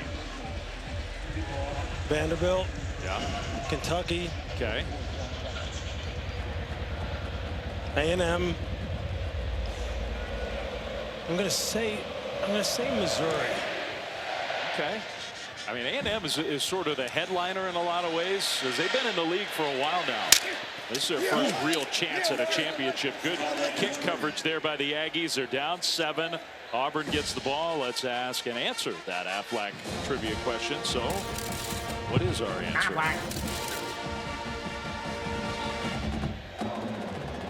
Four teams who've never made an SEC championship game.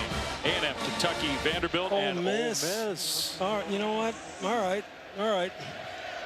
Hugh Freeze had some good teams when he was there. Yeah, Ole Miss. How about their season, man? Today just unraveled in the swamp. Florida's played a lot better. That win at Florida for the Aggies looks better and better. DJ Lagway, man, shooting star. It's an important drive for Auburn, leading over the top and incomplete. No penalty flag thrown. There was some contact. Looking for Lambert Smith. It'll be 2nd and 10. Yeah, it sure was. There's a lot of contact here, and you're going to see him going up against Javon Thomas. You see the tugging on the back, right there on the side of the jersey. A little hand fighting down the field. I mean, I've seen pass interference called for less. And that's one of those things where, depending upon which fan base you are, you either like the call or hate it. The reason I say it's an important drive for Auburn, their defense has been on the field a lot. 25-minute time of possession for Texas A&M. Under 11 minutes for Auburn, even though they have the lead. Thorne throws, and a nice catch by Coleman on the far sideline. Went up to get that one, got shoved out of bounds about a yard short. That's just a nice throw by Peyton Thorne. He had to layer that ball over B.J. Mays, the nickel defender.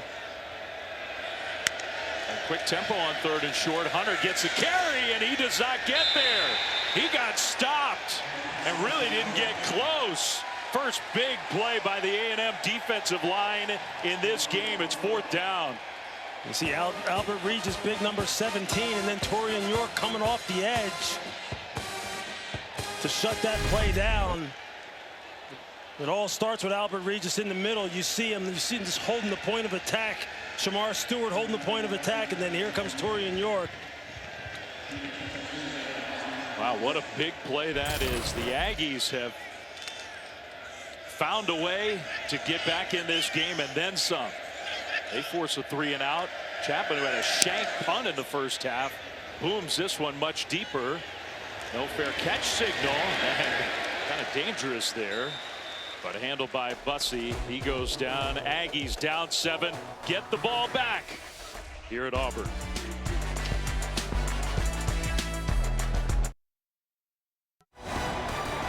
ESPN College Football Primetime, presented by IHG Hotels and Resorts, is brought to you by Red One, the action-packed holiday adventure starring Dwayne Johnson and Chris Evans, now playing only in theaters.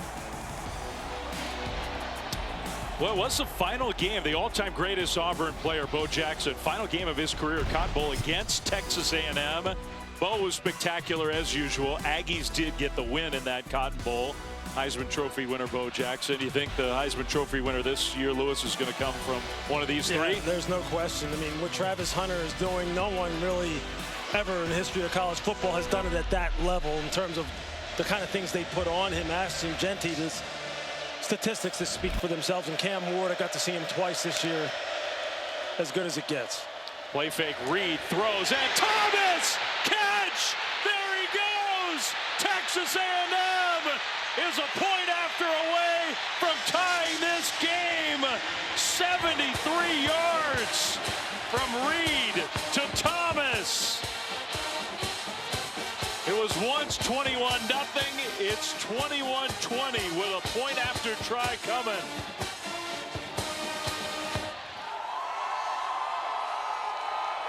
We break down this play, you're going to see just a critical error on the free safety. Jaron Thompson, number one, the angle he takes to intersect. And then the corner, Jay Crawford, just not making sure he could secure the tackle.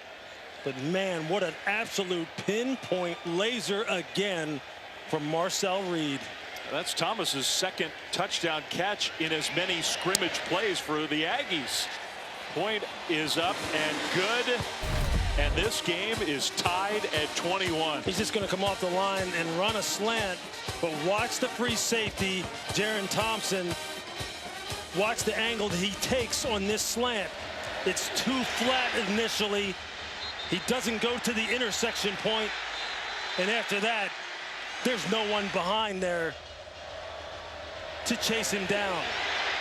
And if you're Jay Crawford, if you're going to try and slip that route underneath and get the PBU, you better make sure you get it, because if you don't and your free safety isn't there, as you see, he goes for the interception and his safety doesn't have his back, it's going to be 6. That's a play that should be stopped for a 5 to 8 yard gain. It should be a blow-up shot right there on the wide receiver by the free safety. But if you're off just a tick, this offense will make you pay. And Noah Thomas, man, he's the beneficiary of another dot thrown by Marcel Reed, who was just starting to heat up. So young, so inexperienced, so talented. And Thomas, he's got a playmaker on the outside. It feels like a go-to guy for him. Great resilience tonight. Long way to go, but Texas A&M was punched early, and they've come back to tie this game. Short kickoff and the return outside the 25 by Cobb. So Auburn gets the ball back. Our college football playoff rankings brought to you by Goodyear. And who the heck knows what they're going to look like in a couple days, because it has been a chaotic day across the country. Ohio State was very impressive against Indiana. They sure were. And there you see it. Look, just look in the far right column. Trails 24-3 Alabama. Lost 24-17 Ole Miss. Right now, Boise State trailing. I mean, it's just been a carnage type of day. And here we've got a great one, now tied up. Alabama down 24-3 in Norman. I don't think anybody saw that coming. Peyton Thorne, and Auburn needs something to get back the feeling they had in the opening minutes of this game. A nice completion across the middle for 17 yards. Yeah, Peyton Thorne can throw the football with the best of them when he's protected. You see here, the pocket still very secure. Pass protection has been something that's been very strong for them. First catch for Lewis. There's Hunter. Jarquez Hunter, the power of the burst into Texas A&M territory. Auburn's going quick. When you talk about angles to intersect, if Bryce Anderson doesn't have all that speed and athletic ability, he's out the gate. And here he goes again. Hunter, and just lowers the boom inside the 25. The power of Jarquez Hunter. You can hear it up here. You can absolutely hear it. I mean, Marcus Ratliff, he's a hammer in his own right. He's got run over. Give it to him again. Down to the 20. Oh, my goodness. I mean, just back and forth. Body blow after body blow. Big play after big play.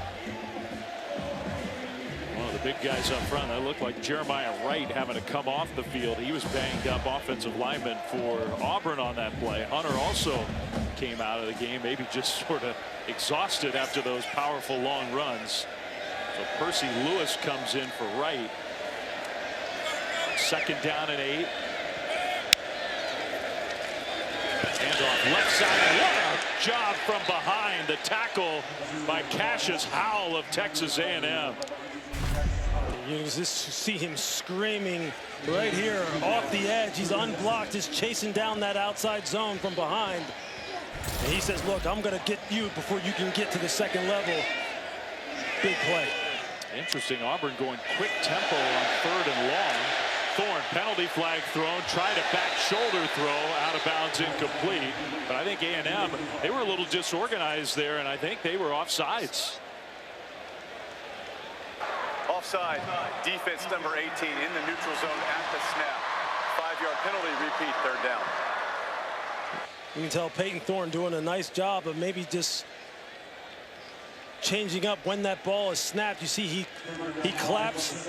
The guys are trying to time up the snap as when they think it's going to go. They get a little bit anxious.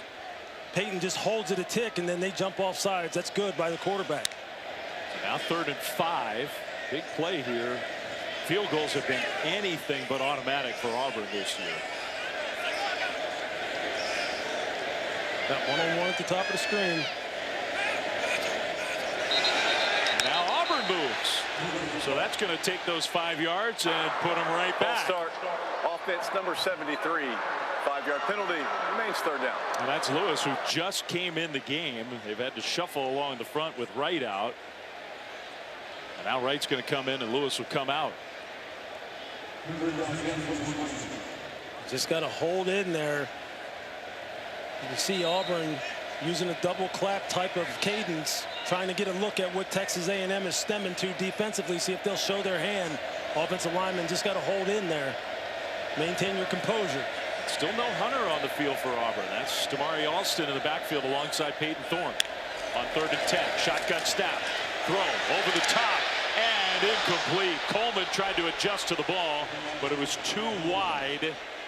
And even Cam Coleman, with all his incredible athletic gifts, couldn't catch that one. He tried to go for another one of those shots against the freshman Des Ricks. Tried to get that back shoulder just like he had a week ago when he made that just highlight reel one-handed catch, OBJ-like, looking like Odell Beckham Jr. out there. But that's great coverage on the part of Des Ricks. That's about the best you can cover that back shoulder throw. So here we go. This is the numbers. The field goal kicking this year. Ugly. Ian Vachon has taken over this job, and he hooked it low and left and no good. So after all that, Auburn with an excellent drive, they come up empty. 5:40 to go, 3rd quarter. Game still tied. There's never been a playoff like this. The new 12-team college football playoff begins with the first round December 20th and 21st. Welcome back to ESPN College Football Primetime, presented by IHG Hotels and Resorts. What a game here at Auburn. It was 21-0 Auburn. This place jumping. The Aggies have responded. A missed field goal. Auburn gets nothing out of a long drive. And now Texas A&M gets the ball back, looking to take their first lead of the game. Handoff, right side run, and a good run on 1st down by Amari Daniels. You do wonder, Lewis, there's a big discrepancy in plays from scrimmage, in time of possession. You do wonder if, as well as this Auburn defense has played at times, maybe they get a little worn down. No question. I think right now it's kind of, the game is kind of coming right to Texas A&M the way that they would want it right now, leaning on this big offensive line, getting Amari Daniels going, rotating Terry Bussey in there, E.J. Smith getting a couple carries, then the play action passing game. Exactly how they want to play it. 2nd down and 5. Marcel Reed in the pocket. They pick up a little bit of pressure, but he's got nowhere to go with the ball. Reed goes down. Started to take off, but he gets sacked. Lost 3 yards on the play. Yeah, he has Terry Bussey. Just watch him right here coming across the screen, but he's not able to pick him up. He's got his eyes down the field. If he can just get his eyes down, he's got Bussey in a catch and run situation where he can pick up some positive yardage. But give Auburn defense credit. They played that deep to short. He couldn't find anything down the field. Now a key 3rd down. A&M's been really good on 3rd down tonight. 3rd and 8 here. Reed steps up. Reed's going to throw on the run, incomplete. He threw it low across his body. And the Auburn defense gets a much-needed stop. The Aggies are going to have to punt. There again, Marcel Reed just not able to get the ball out of his hands fast enough. He may have had a wide receiver open. He probably could have hit Bussey a little bit earlier if he could have got himself oriented so he can get rid of that football. Give Auburn credit for getting off the field here, seeing if their offense can get something going. So the punt team out there for A&M. Tyler White had a low snap, and he got pressured, but he gets it off. And a high, somewhat shorter punt, taken in stride, and that's Malcolm Simmons, who's got so much quickness. Nice return out to the 45-yard line. So good field position for the Auburn offense after their defense gets the stop. Tuesday, special time of 8 Eastern on ESPN and the app. And we've got the exclusive reveal of the next college football playoff top 25 rankings. Reese and the guys breaking them down top to bottom, coach reactions and more. And if you have an idea of what it's going to look like, you're better than I am. Me too. Me too. This is kind of what people wanted, though. They want everyone to have a shot. Anybody can beat anybody on any given Saturday, and you're getting it. It sure feels that way right now. Best starting field position for Auburn all game. Going deep. And a jump catch! Lambert Smith! Another big play for the Auburn pass game. I mean, come on. Des Ricks is going, come on. I mean, can you stop testing me down the field? Wow. Quick to the line. Hunter back in the game. Straight ahead. Hunter stopped only a yard short, and he wanted it so bad. It'll be 1st and goal Auburn. They're going to keep up the quick tempo. Trying to go back ahead. Give it to Hunter. Hunter stopped short. Good penetration by the front for A&M. Torian York again coming around the edge. Scooby Williams stacking it up on the inside. Man, this quick tempo, you hit them down the field with a big play and get right back up to the line. Defense is still trying to figure out what happened to play before. I mean, you could see, you can hear Hugh Freeze's methodology up here in the booth. You know what he's thinking. Now extra big guys, and look at this formation for Auburn on 2nd and goal. They're setting up for the Auburn push. Now penalty flag thrown, and that it wasn't quite Jalen Hurts there, was it? No.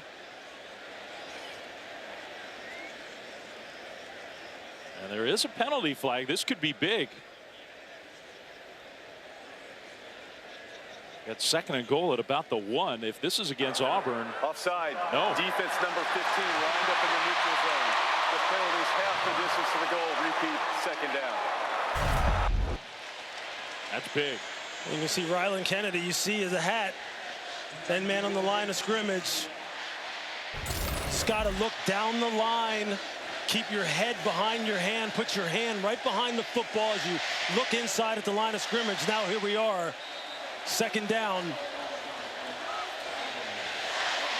A little more conventional this time from Auburn.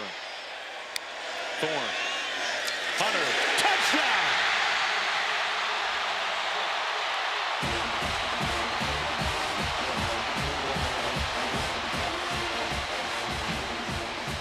Hunter can't even celebrate because one of his linemen and one of the Aggies defenders got into it at the end of the play, but the Tigers are back ahead. And a little bit of a zone read there. Just slows down the end guys on the line of scrimmage just a millisecond. So where Jarquez Hunter can then just kind of work inside. And find the crease and score. I mean, here we are back and forth. I mean, this big play after big play. And you give the Auburn defense credit too. You had the missed field goal. The place sort of goes quiet, and the defense got the 3 and out, got the ball back with good field position. And Auburn right down the field. Extra point is up and good. And the big play in the drive, 2nd big catch for Keandre Lambert-Smith tonight. And you see why he's averaging almost 20 yards per reception. He's probably over 20 yards now. Just look at him come back and go up over the top, reach back over Des Rick's pads on the double move. The starter go. He plays it the perfect way. You got to try and play the eyes in the hands. The ball's underthrown, and you see Des Ricks. He's just like, there's nothing more I can do. And then here you see it. Just a nice read on the part of Peyton Thorne. Good ball handling. He has played his heart out here tonight. This is what they come to expect from a guy like Peyton Thorne. This is what they expected in terms of his performance coming into this season, where, as he told us, he had the best offseason he's had in his career. He thought he was in great shape. He thought he knew the offense. Things weren't going good for him early on. They're going good for him tonight. A huge touchdown.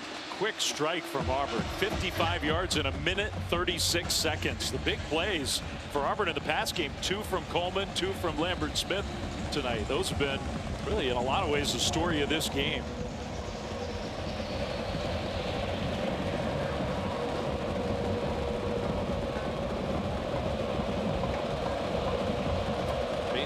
Company looking at the tablets, admiring their work on that last drive to put Auburn back ahead.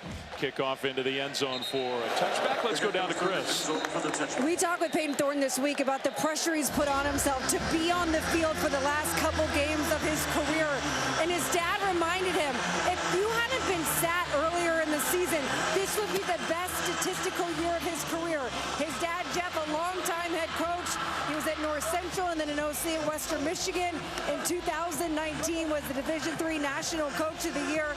They had a great moment earlier today during Senior Day as he gets to have one last game here at home. Dad decided not to get another coaching job 2 years ago for moments like this so that he could see his son in person the last couple years of his career. And we have the answer to the question of what do you do with that Senior Day football? Dad holds it all game. Play fake, Marcel Reed. Going to scramble and get away. Reed to the sideline and ducks out of bounds for a positive gain on first down. And there's an Auburn defender down on the field behind the play, hurting. One of those defensive linemen, I think that's Philip Bleedy, who's made some big plays. Sure has. Got a good push on the pocket, was reaching for Marcel, got his arms extended. You just wonder if it's a shoulder or something. You don't want to speculate, but the way he landed awkwardly. Yeah, that's kind of what they're looking at, that left shoulder, left arm. Senior who started his career at Indiana.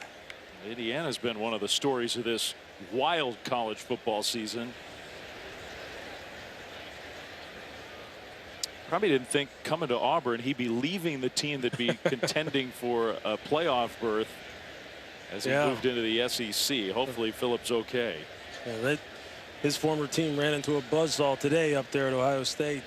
Yes, they did. By the way, while we have a second here, next Saturday on the SEC Network and on the app, it's rivalry weekend, noon Eastern. Kentucky hosting Louisville. Arkansas against number 23 Missouri. And then it's 7:30 Eastern. An all-cast presentation of Texas A&M, 4 different camera angles and real-time player and team stats. The build-up for that game just has been tremendous. Obviously, the league, Oklahoma, Auburn down towards the bottom. Arkansas, big expectations. LSU's been disappointing. Aggies have been great.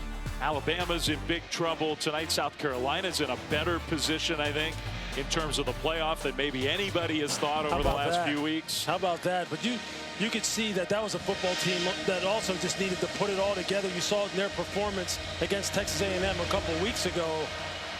I mean, it's just been an absolute war in this division this year, just like you come to expect. So 2nd and 3 for the Aggies. Handoff and a big hit, man. Daniels just got popped right near the first down. I don't think he got there. Caleb Harris, I believe, was the guy who got the hit on. It's going to be 3rd and short. Yeah, he kind of got sandwiched. And these safeties, these young guys, you see them again, just tons of energy. They can go all day long. And Caleb Harris, he will put the pads on you now.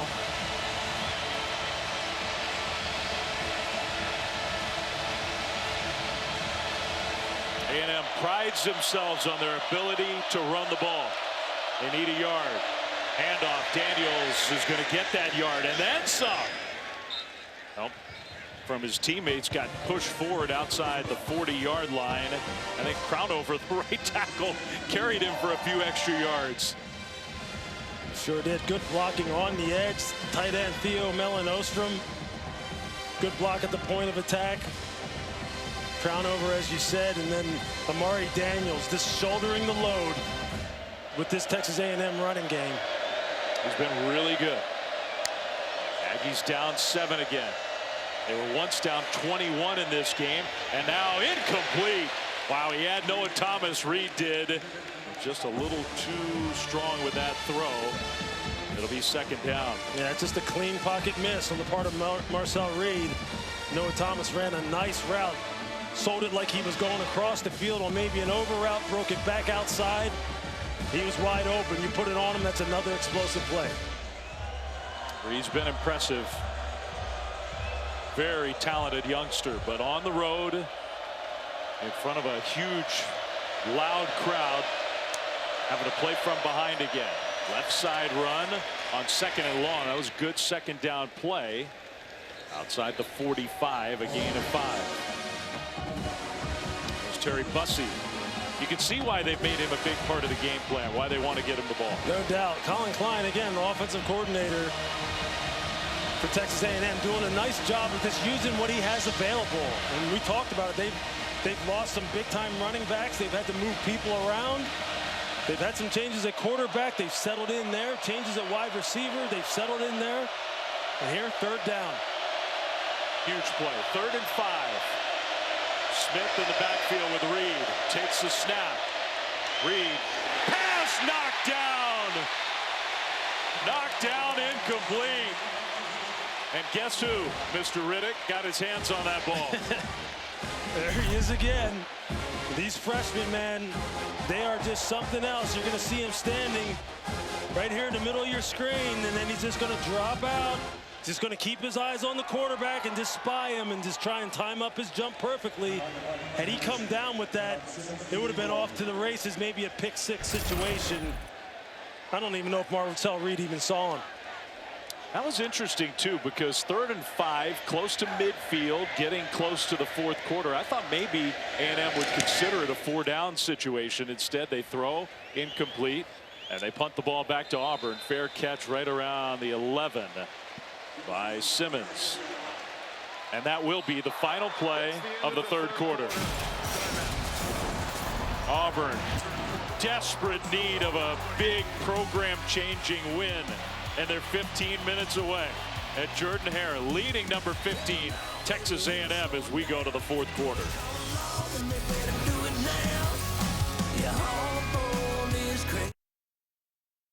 We talked about getting 3rd down stops. You got one just there. What will be important for your group in this final 15? Yeah, we said top 15 opponent, Jordan Hare Saturday night, get it to the 4th quarter. What we need now is to get up 2 scores. And we got the ball here. We've been able to move it. See if we can't go get us some points here. Appreciate it, Coach. Thank you. What a scene here at Auburn. They turn the lights out for Chris and for Hugh Freeze.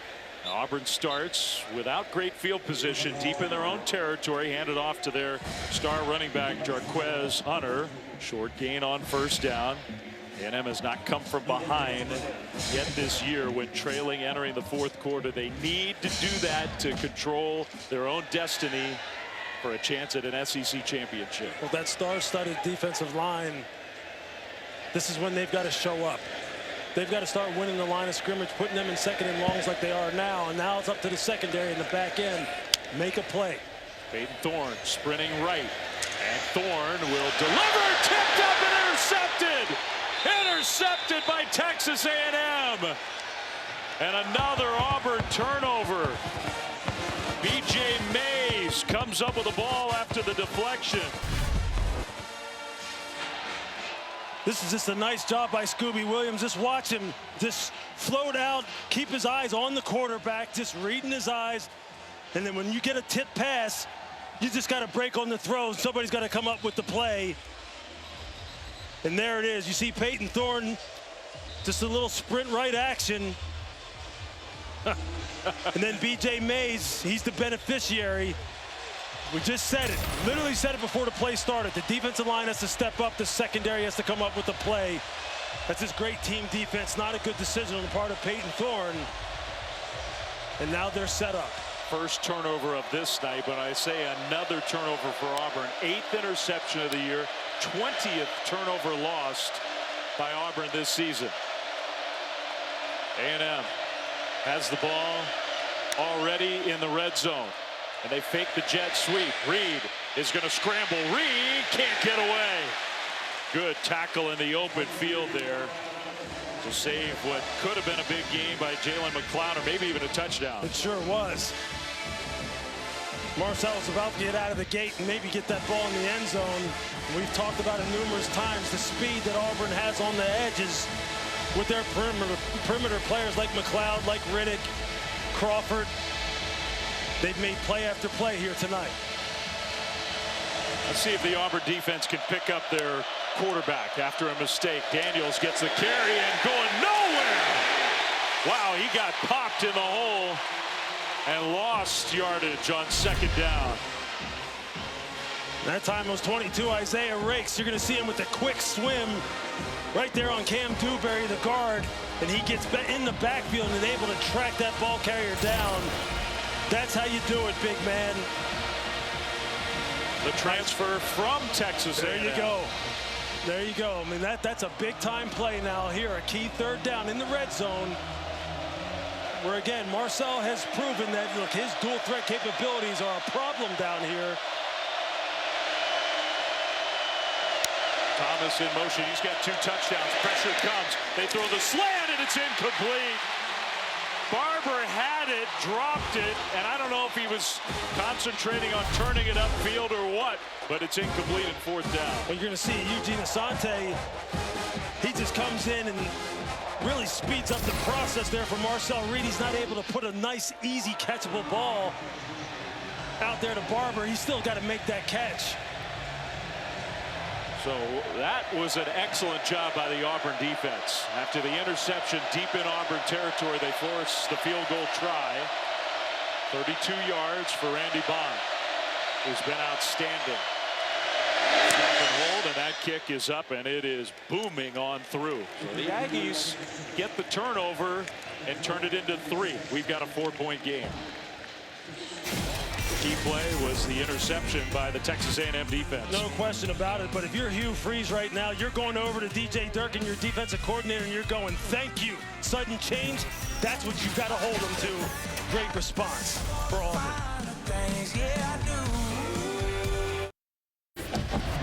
You're watching the SEC on ESPN.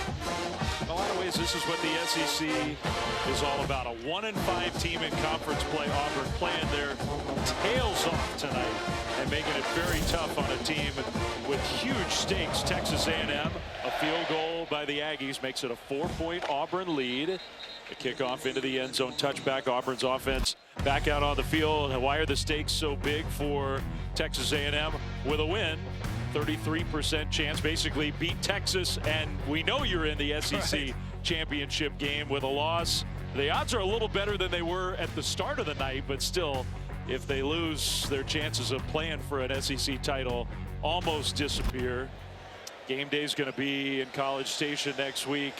Prime time Saturday, Thanksgiving weekend. The rivalry, which hasn't been in existence for the last decade plus, and imagine what that place is going to be like, no matter what happens here at the end of this game, but especially if the Aggies win. First play from scrimmage, and well pursued by Texas A&M.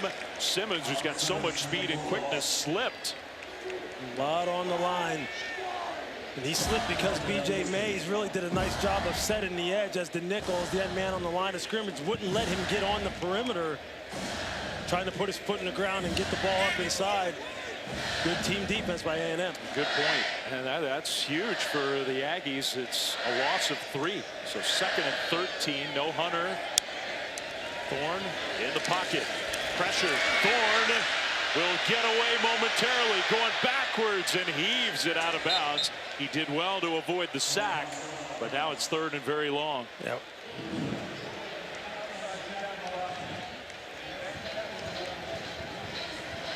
That's a heck of an individual effort on the part of Peyton Thorne to avoid that sack. Dalton Brooks coming off the edge on the blitz. Had his hands on him and able to get that ball past the line of scrimmage, avoid the intentional grounding. Well, they were perfect at the beginning part of the game. 0-3 on third down since their perfect start. 3rd and 13. Thorne. Here comes a pressure. Thorne goes down. Dalton Brooks got there, and a little hesitation by Thorne. The Aggies defense, not only a stop, they send the Tigers backwards. Just an overload blitz. Just look at all the bodies over here, and you're going to see him come inside. Gets a free run on quarterback Peyton Thorne. They got 4 coming to the side. Dalton Brooks just has to make sure to wrap it up and get him on the ground.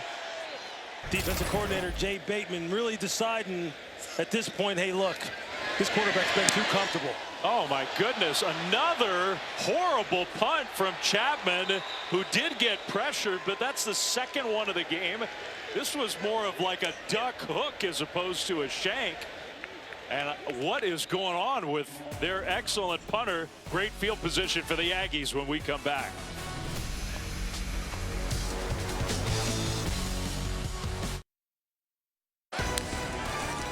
ESPN College Football Primetime is presented by IHG Hotels and Resorts. 19 hotel brands, 1 loyalty program. Download the app. And in part by Mercedes-Benz. Well, Texas did their part today. Kentucky was game early, but the Longhorns end up with a comfortable win. So that sets the stage on their part. Meanwhile, Oscar Chapman, and I think in a way, Auburn kind of got away with one here. The punt looked absolutely horrible.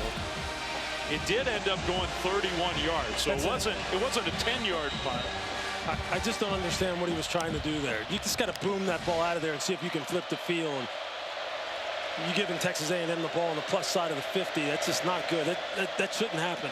Not good. Second bad punt of the game. Reed will throw it to his tight end, who leaps over an Auburn defender. Wow, what an effort by Trey Watson.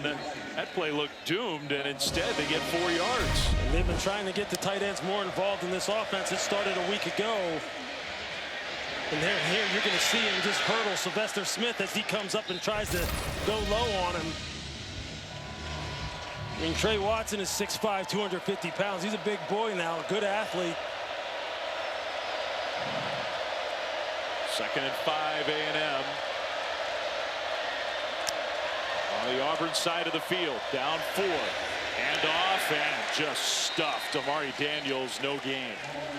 Eugene Asante led the way for the Auburn D. It's 3rd down. That's a nice read by Asante. Jalen McLeod coming down inside, making that ball bounce outside on that counter play. Now a big 3rd down.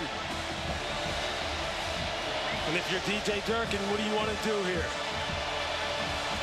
You want to try and get after the quarterback, speed up his pace again, maybe force him into an errant throw. Looks like they got man-to-man coverage on the outside, safety in the middle of the field. Reed looking right. Now back middle is going to throw over the top, and he dropped it in there, and the ball was dropped.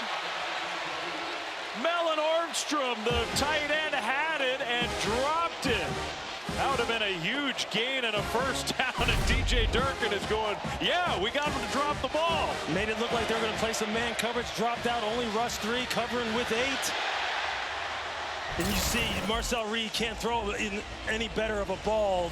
Layers it over the 2nd level of the defense. Mellon Ostrom had a career game a week ago against New Mexico State. Just wasn't able to come up there with the catch there. Big 4th down here. Now what's the strategy? Do you come after him this time? Let's see. They're showing pressure. They bring pressure. Reed throws, and incomplete, penalty flag thrown. And I think there was a hold there on the tight end Watson. I think really just Kayan Lee. Ineligible receiver downfield. Offense number 84 lined up in an ineligible position. The penalty is declined. The result of play is a 1st down for Auburn. Timeout. lined up in an ineligible position, so he was illegally downfield. And it's a turnover on downs. When everybody thought it was a first down A&M, instead Auburn gets the ball back.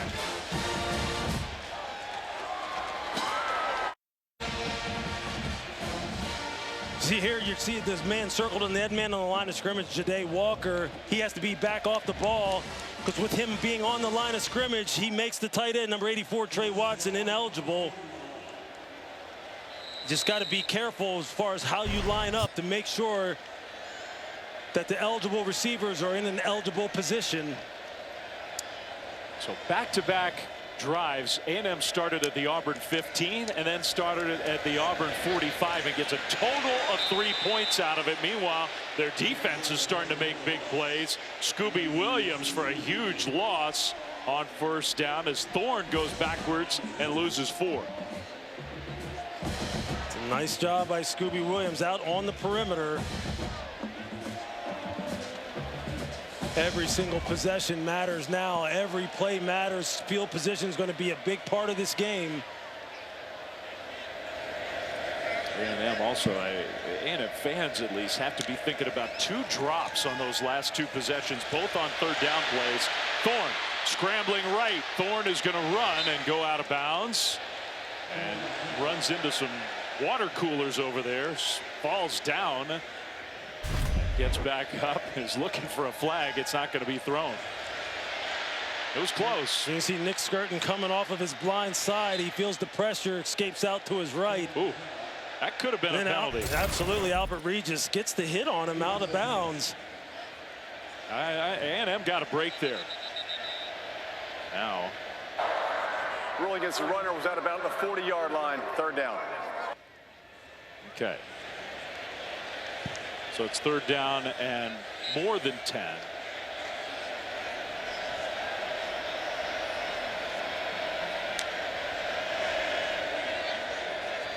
Looks like you're going to get another overload pressure, this time to the offense's left. You see the safety again creeping down to the line of scrimmage. They'll hand it off on 3rd and long, and the Aggies were ready. So Auburn has gotten some huge stops from their defense, but now it's their offense that's gone cold with 8.5 minutes to go. The punt team's coming back out, and the beleaguered Oscar Chapman needs to get off a good one here. You can see Mike Elko and his coordinator Jay Bateman bringing out some exotic looks, some real exotic fronts, overload pressures, just really trying to make Peyton Thorne uncomfortable in the second half, and it's working. It is working. An 18-yard punt, a 31-yard punt, and this one's not particularly good. Short and taken with a fair catch at the 20. Not a disaster, but only 36 yards and some breathing room for the Aggies. Coming up on SportsCenter when we are done here at Auburn. Army Notre Dame, not much of a game. Tough for Army, as great a season as they've had. Indiana, Ole Miss, Colorado all going down. Alabama looks like it's going down. Crazy day with huge playoff implications. And the ending in Tempe with Arizona State having kind of a magical year. Totally wild. You got to see that one. Meanwhile here, what kind of ending are we going to get? The Aggies offense, great opportunities last 2 times they've had it, and they didn't take advantage. They're down 4.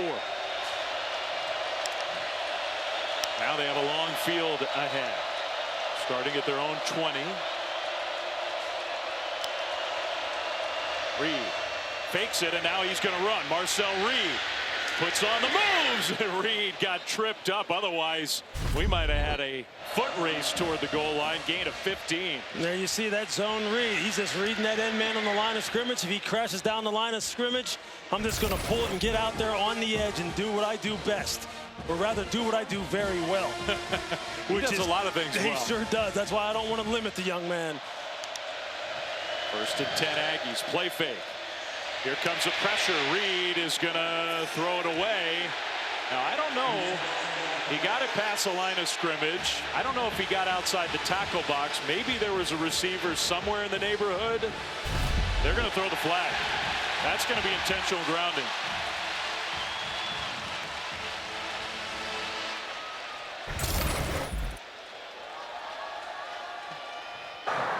Intentional grounding, offense number 10. The penalty's lost down at the spot of the foul. Second down. He's still inside the tackle box and then just launches it. Yeah, the head coach for Auburn was sure lobbying. Reed didn't think so. But that was a mistake for Marcel Reed. It sure is. And now you're sitting here in second and super long. This crowd is getting amped up. The pass rush. DJ Durkin is going to start dialing up some things, seeing if he can speed up your process, force you into a mistake. Hand off on 2nd and 23. And that's getting a chunk of that yardage back by Amari Daniels. He got 10 back. It'll be 3rd down.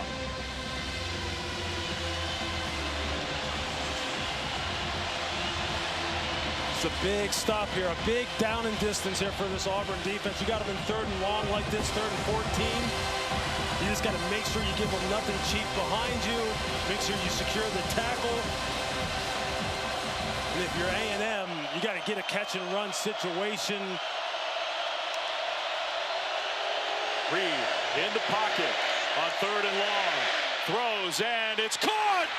1st down and more into Auburn territory. Barber down the sideline.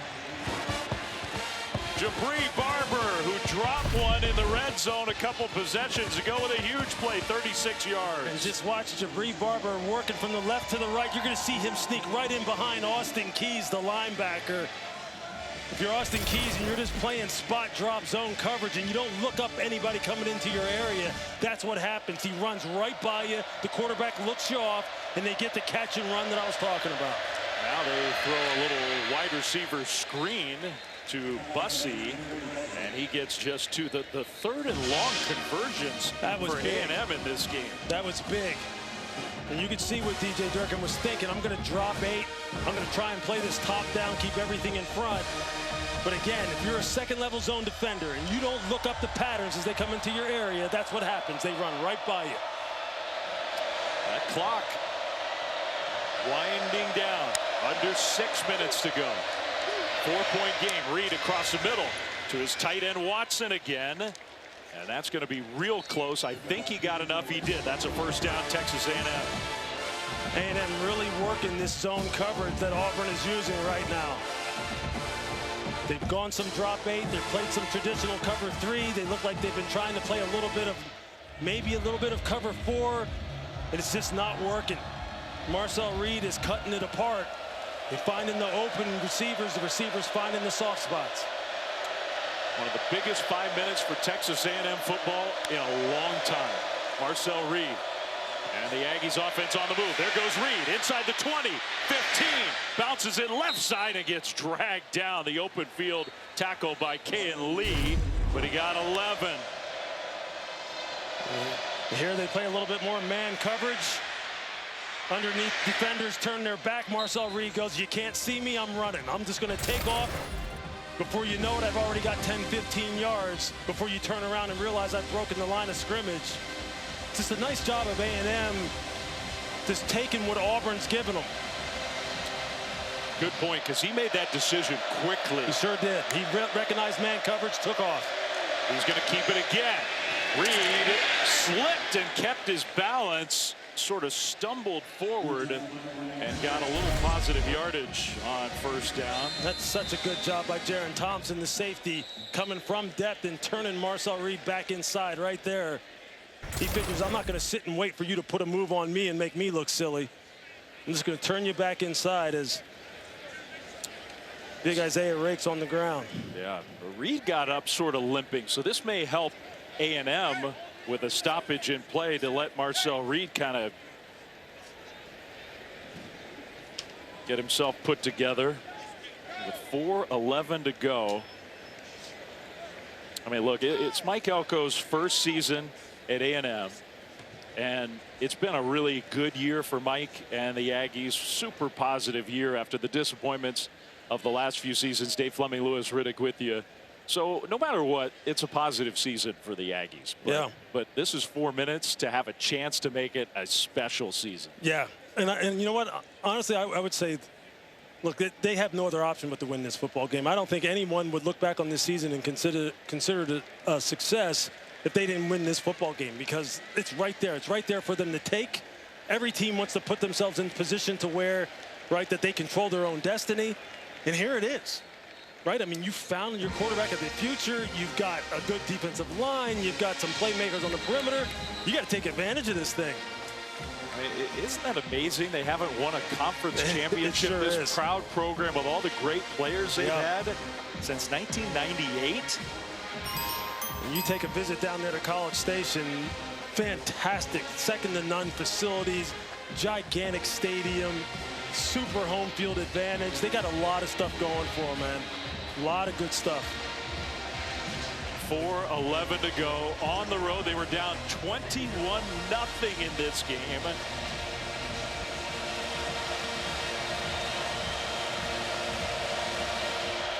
They can get a first down, barely. It's not quite end goal to go. Handoff, Daniels straight ahead, picking his way forward. Touchdown! Just bowled his way into the end zone, Amari Daniels.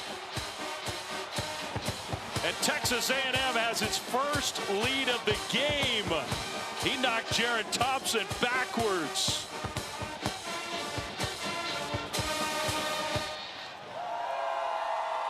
They can't believe it. It's happening again here in Auburn. With a 2-point lead, they're going to kick the extra point, of course, to make it a 3-point lead with 4:01 to go. Randy Bond lining it up. This is a big point after try.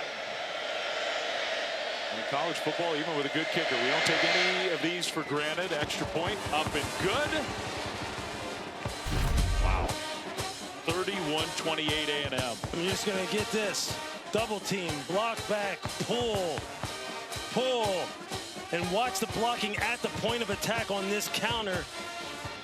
You see the double team at the point of attack, they get movement, and then they just get hat on a hat. A nice block by Theo Mello Ostrom coming across the formation, the tight end. You're going to see him just come across, and boom, he gets the hit right there on Mausi. And then downhill goes Amari Daniels. That's this power football, old school power football, gap scheme, whatever you want to call it. Just getting the hat on a hat, getting good angles. You got to get some push at the point of attack. And there comes the bowling ball, all 215 pounds of Amari Daniels. I'm glad you singled out the tight end too, because he had a huge drop. Yeah, he sure did. A play that was kind of looming over this whole game. Yeah. And to make that block to help put A&M ahead for the first time all night. They were down 21-0. It's now 31-28 Aggies. Another big kickoff and a touchback. Our drive recap covered by Geico. What a drive it was. 80 yards into the end zone for A&M. I mean, it just really is amazing how this offense has continued to just find ways to move the football down the field and really just take what the defense is giving them there. The catch by Barber, and then the scramble by Marcel Reed when the defense is playing man-to-man and they turn their back, and then just running the counter with the double team at the point of attack. Mello Ostrom getting a good block. That's his textbook right there. Colin Klein, that's the way to call it. And that conversion to Barber, that play we showed you, the first of those highlights, Hunter slips on the perimeter. That was 3rd and 14, remember? Yeah. That play that A&M converted to keep the drive going.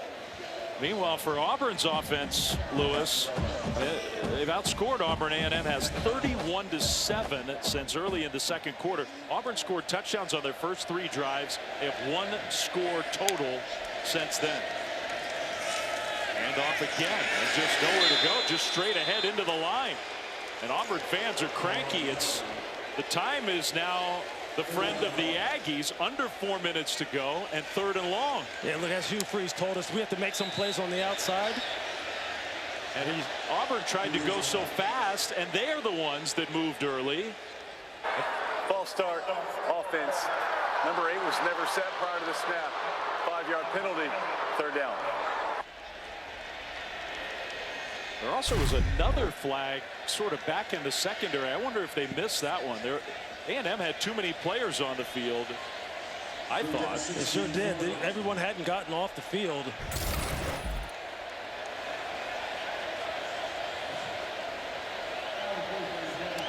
And we have Matt Austin. Matt Austin is with us, and the false start negates, essentially supersedes that too many men on the field penalty. So now it's 3rd and 16. They've got to get a chunk play on the outside. They have got to get Cam Coleman back involved. He's in one-on-one down here at the bottom of the screen. Over the top throw, incomplete. Nobody there. And it's 4th down with 3 minutes to go. The Aggies defense, another stop. The tight end Fairweather was the only guy sort of in the picture. And now it's going to be up to the Auburn offense, because Auburn's got to punt the ball back to the Aggies.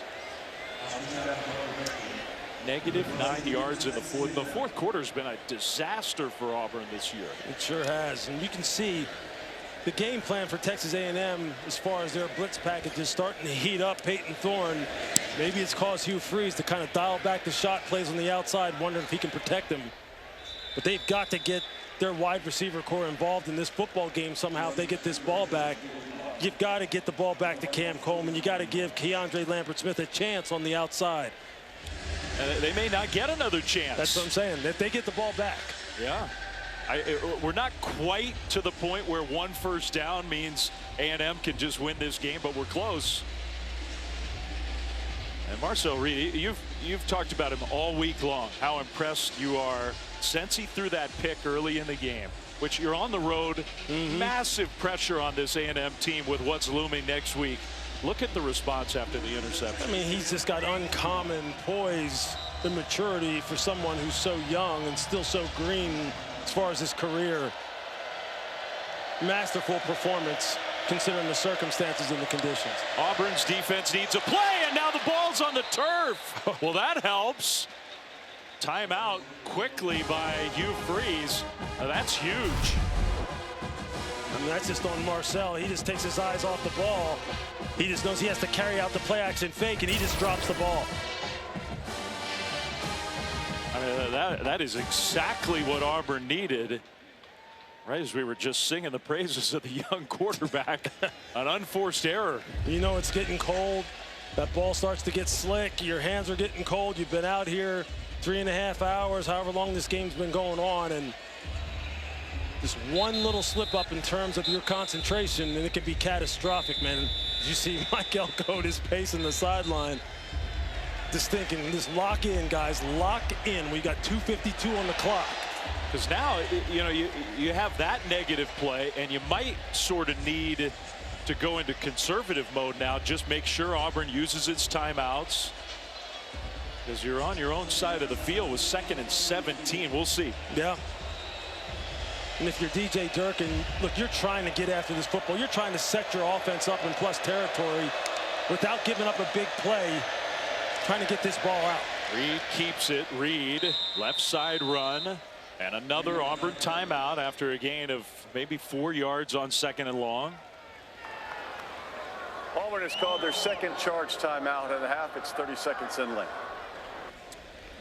So now they've got 1 timeout remaining, plus the 2-minute timeout Auburn does. So here's what it looks like at the top of the SEC. Alabama's headed for a loss. I don't think. I mean, they're down 24-3 with just a couple minutes left. What a strange season it's been for them. They just have not been able to stay consistent all season long. I would say the big beneficiary of the day is Georgia. I mean, but A&M has put themselves in a position here down 21-0. We were saying control your own destiny, control your own destiny. All of a sudden it felt like they didn't, but they do now again. Yeah, I mean, you know what? They played like a team when they got down that realized, hey, look, we're letting some things slip away here. And they're not out of the woods yet. No. And if you're Auburn's defensive coaching staff, you've seen what happened when they play this drop 8 soft zone coverage. They have just been picked apart when that has happened. Marcel Reed has been able to find the zone holes. It'll be interesting to see what they try to do here. Do they come after him? They got to keep some eyes on him, though, because you see when he breaks the pocket, he can pick up first downs with his legs. You got to be able to put some pressure on him, though. 3rd and 13 for the Aggies. Handoff, Daniels bounces it left. Daniels gets tackled. He was trying to get around that corner. He cut it back upfield, and maybe a game-saving tackle for Auburn at the 45. Final timeout for Hugh Freeze. It's called the third and final timeout of the half. Young Caleb Harris, he's made a lot of plays in this game. He might have saved Auburn's chances. Yeah, he sure did. Turned it back inside, got enough of a hit on Amari Daniels right around his waist, got him on the ground. You're going to see him come out of the middle of the field, number 18 right there, just tracking the ball carrier inside out. We've seen Amari Daniels rip off some long runs. 71 yards, 56 yards. He can go the distance. I bet you his eyes were pretty big there as he turned that corner thinking he had a chance for another big one. So Peyton Thorne will try to get loose again on the sideline. Auburn's going to get at least one more chance. And Tyler White, the punter, would love to pin the Tigers deep. It's young Malcolm Simmons back to receive, standing at the Auburn 10. Another one of those fantastic freshmen. He has game-breaking speed. White gets the punt off. Simmons will make the fair catch at the 15. Well, a field goal would tie, so they don't need to go 85 yards. If they can, they could win this game in their home finale in 2024. Peyton Thorne and the Auburn offense, after the incredibly hot start, have been shut down. Yeah, they sure have. But he's got to go back on the outside. They've got to protect it up. You know that the pressure's coming. You know that they are not, Mike Elko's not going to let him just sit back here and throw the football. But you've got to get the ball in the hands of your playmakers. Cam Coleman, you have to call his name in this drive for them to win the game. Auburn has negative yardage in the fourth quarter tonight. Thorne throws. There's Coleman with the catch. Now, not for much, just a couple yards on first down. But it's something positive to get the drive started. No timeouts. Auburn does have to have some urgency here. Second down. Thorne looking right. Now throws middle, and it's caught by the tight end. That's Fairweather. First down, Auburn. So you got to have some cover 2 beaters, cover 4 beaters dialed up right now. You know they're going to play 2 safeties high, trying to protect things over the top. You got to have some things to beat it. They got the play snapped before the 2-minute timeout. Coleman with another catch, and he'll get driven out of bounds. Aggies trying to rip that ball free, but a gain of 6, and the clock stops the fourth quarter with the 2-minute timeout. Auburn down 3. They've got the ball. 1:54 to go. Don't go anywhere. Well, in case it comes down to a kick, Ian Vachon warming up on the sidelines for Auburn. Just last week took over as the primary field goal kicker. He was kicking for Birmingham Southern. They canceled their football program. He was just a regular old student, and the special teams guys here found him. He made 2 kicks last week, and who knows, this game may come down to him. Auburn trails by 3, 1:54 to go. 2nd and 4, still on their side of the field. A&M jumps, Auburn jumps. Flags thrown. I think this is going against the offense. False start. Offense number 77. 5-yard penalty. Remains second down. Now the clock was not moving, so with no timeouts, no runoff for Auburn, but it's still a big 5 yards. And you see again the guard Jeremiah Wright. He knows that the overload pressures are coming. You see all the bodies that were lined up over top of him.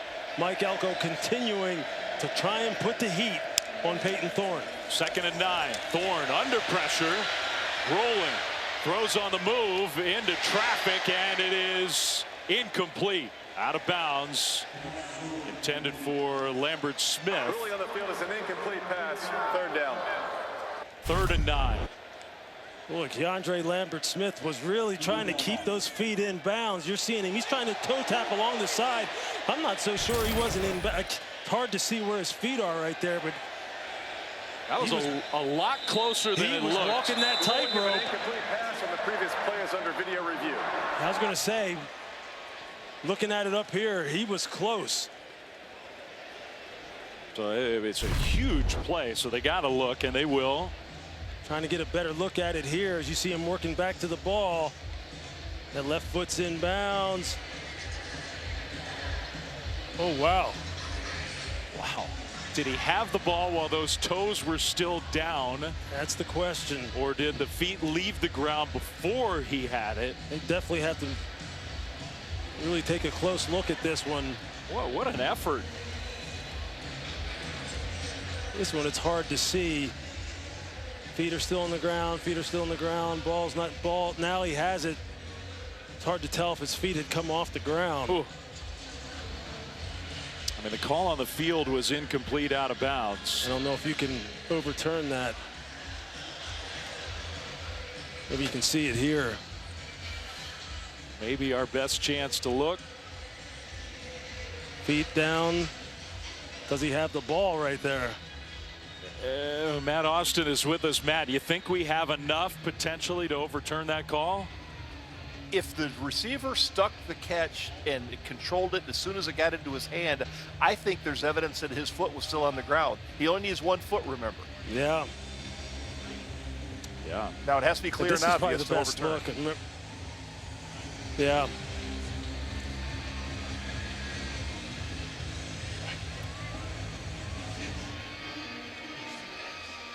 Just a nice job of being aware of where he's at.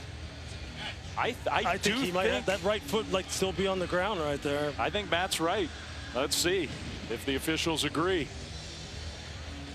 After video review, the ruling on the field stands. Incomplete pass. Third down. That's close. Wow. I mean, that's a huge call. And I'm not going to, I know Auburn fans will be upset, but that's tough. It sure is. Really close. So now instead of a big first down, it's 3rd and 9. 2 plays to get 9 yards and keep your hopes alive for Auburn. You can see them putting the safety over the top of Cam Coleman down here. Maybe not. They might leave him one-on-one. Wow. They're going to swing it out to the tight end, left side. He makes the catch. That's Fairweather, but he got stopped short.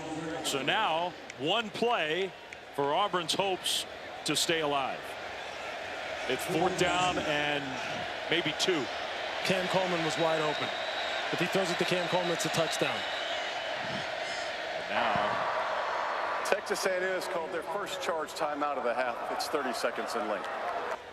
So they get positive yardage, but maybe Auburn missed a game changer. It's 4th down. There may have been time here for Peyton Thorne. Just watch Cam Coleman going down the field. If Thorne could have just held this for another tick and just thrown this ball with some anticipation, just look at where Coleman's going. Ooh. If he can hit him in stride, there's just no way the safety Dalton Brooks is getting over there. And I want to give you credit because you noticed it well before the ball got snapped. That extra defender on that side crept up to the line of scrimmage. I thought they were going to roll a safety over the top. I mean, you would think that they're going to try and make sure they take care of their most explosive playmaker. They turned him loose. I mean, Peyton Thorne just made a judgment call and tried to get it out to, maybe he was told, hey, look, just throw it to Fairweather no matter what if he's open. But man, wouldn't have that been something? You have Hunter in the game. You need 2 yards. He's in the backfield with Thorne.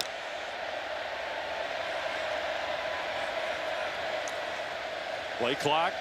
Still plenty of time at 10. Tight end in motion. Thorne is going to scramble. He's going to get it. And much more. Thorne into A&M territory down to the 40. Got 23 yards.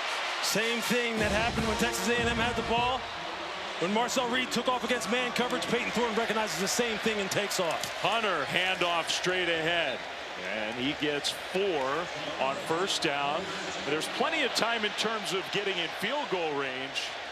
But I'm not sure Auburn wants to leave it to a kick. And then you see there the crowd booing now. Shamar Turner taking his time getting off the ball, getting off the ground. Please reset the game clock to 1 minute 21 seconds, and we'll start on the ready for play. Okay, so a little extra time. 1:21, and now they'll wind the clock. Auburn sends that tight end in motion again. Pressure comes. They'll throw it to Fairweather high off his fingertips. Incomplete. Well, it stops the clock, but that was wide open, and now it's 3rd and 6. It's a nice job of Peyton Thorne of pump faking, getting the safety Bryce Anderson up in the air in the clear throwing lane, and then he just misses him. So 3rd down.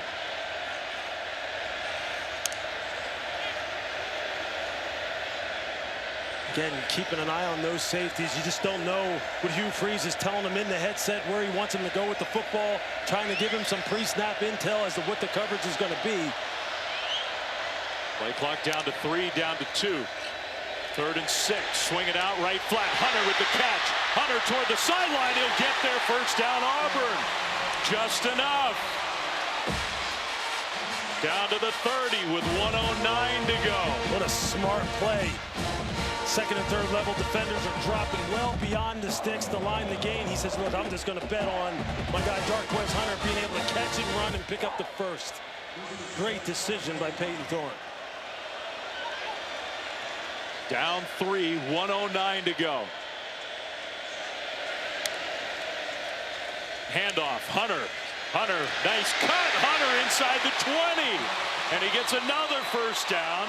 That stops the clock, gain of 11. Missed tackles. The offensive line is dominating the line of scrimmage right now. Aggies championship hopes on the line. Hunter breaks a tackle. Hunter inside the 10. It's first and goal, Auburn. He lost his cleat and kept going. Peyton Thorne doing a nice job of understanding where the overloads are, where the numbers are in their favor. They may have like 2 calls at the line of scrimmage, just kind of read how the defense is deploying, and then he's able to get into the right runs, and they're gashing them right now. And Scooby Williams is really hurting.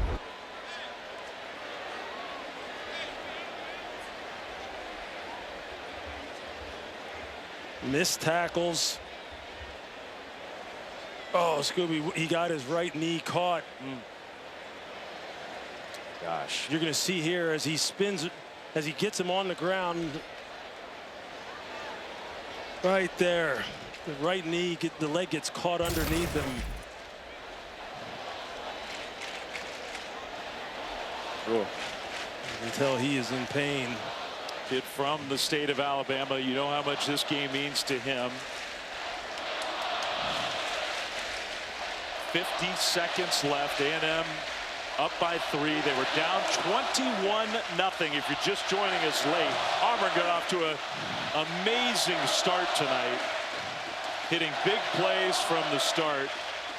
But A&M just methodically has gotten back in this game, taken charge as the game has gone on. And in the second half, it's been mostly all Aggies. Yeah, I mean, Marcel Reeves just been going up top in the passing game. Noah Thomas, all 6'6" of them. Just winning in the deep part of the field. Darquez Hunter, the epitome of being a warrior, a tough guy on the football field. And Amari Daniels, this running game for Texas A&M. It's just been a heavyweight battle back and forth. Now A&M has 2 timeouts. Auburn does not have to be in a hurry. Again, they don't want to leave it to their field goal kicking. Alston in the backfield, and Auburn moved. Oh my goodness. Offense number 52. 5-yard penalty. Remains first down. Wow, that's some big false start penalties in this game against Auburn. That was the left tackle Dylan Wade. If you don't want to leave it up to your kicker, punch it in and win the game. Again, I just find it hard to believe that Cam Coleman does not play a factor here in this game late. Thorne swings it out left side, and Alston fell down. He was out in the open. I don't know if he was going to get to the goal line, but he stopped short. Clock moves. Auburn tries to get lined up. Hunter still is not in the game. He lost his shoe on that last play. They'll hand it off to Alston, and he's going down. So Alston gets tackled, and Auburn now, that clock rolling. They don't have a timeout. Auburn's got to get organized. Try to get one more play off. And if you don't get in, now timeout A&M. Wow, that Aggies. Prior to the snap, timeout Texas A&M. It's their second timeout of the half. It's 30 seconds in left. 16 seconds. If Auburn ran a play and didn't get in and the clock kept running, I don't know if they could have gotten a field goal off. Yeah, Mike Elko didn't like something that he saw. He wanted to make sure that his guys were all on the same page. in this critical third down. I mean, obviously gives Auburn a chance now to regroup on the sideline, get into the perfect play as they see it. As you see Mike Elko, he didn't like something. And this to your point, Lewis, like whether it's Cam Coleman or whatever, you have to get this into the end zone, touchdown or incomplete, to make sure you have a chance at worst to tie this game. That's right. It would take a lot of guts if they didn't do that. So Hunter is back in. They're at the 6, 16 seconds to go. You see Cam Coleman at the top of your screen. Look like maybe there's some kind of switch release going on out here. Maybe anticipating some kind of man coverage. See if they can get him open. Now they moved again. I don't believe it. False start. Offense number 42. 5-yard penalty. Remains third down. Wow. So one of the extra tight ends in there to block. They just come into the game. You just can't have these kind of critical errors. That's the third one on this drive. Third false start on this drive for Auburn. Now it's 3rd and goal from outside the 10.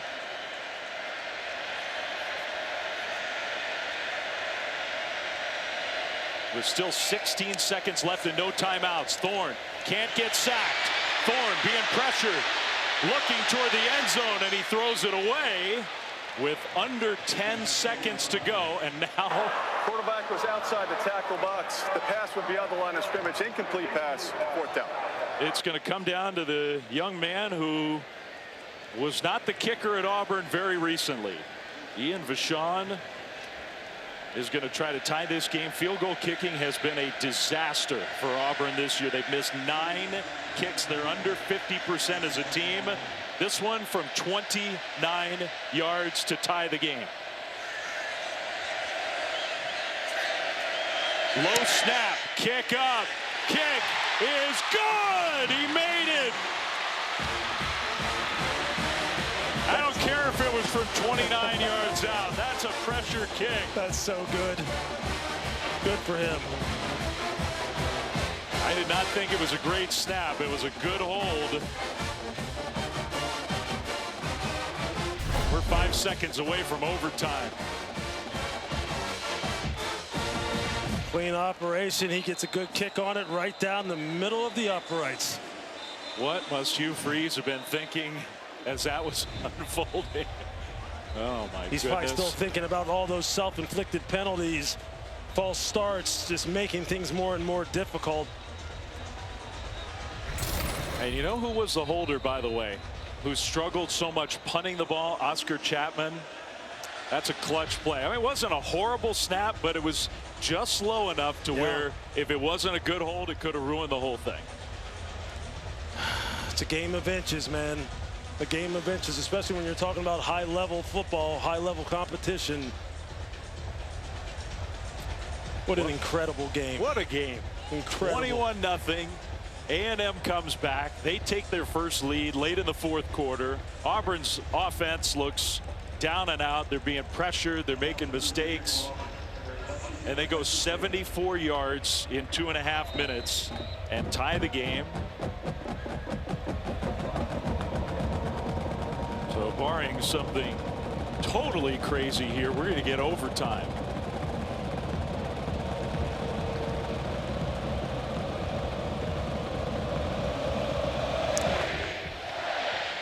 It's kind of a low punch line drive kick. It is returnable for Bussey, who's going to get to the left side. Bussey down the sideline. Bussey all the way into Auburn territory. Finally gets knocked out of bounds. Wow. That's the end of regulation. So we've got overtime from Auburn. What a game. Back right after this.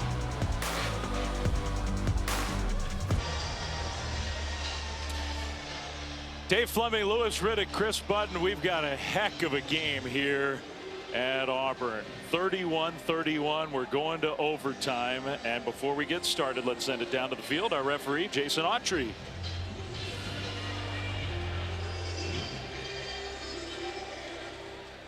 Take a deep breath, Jason.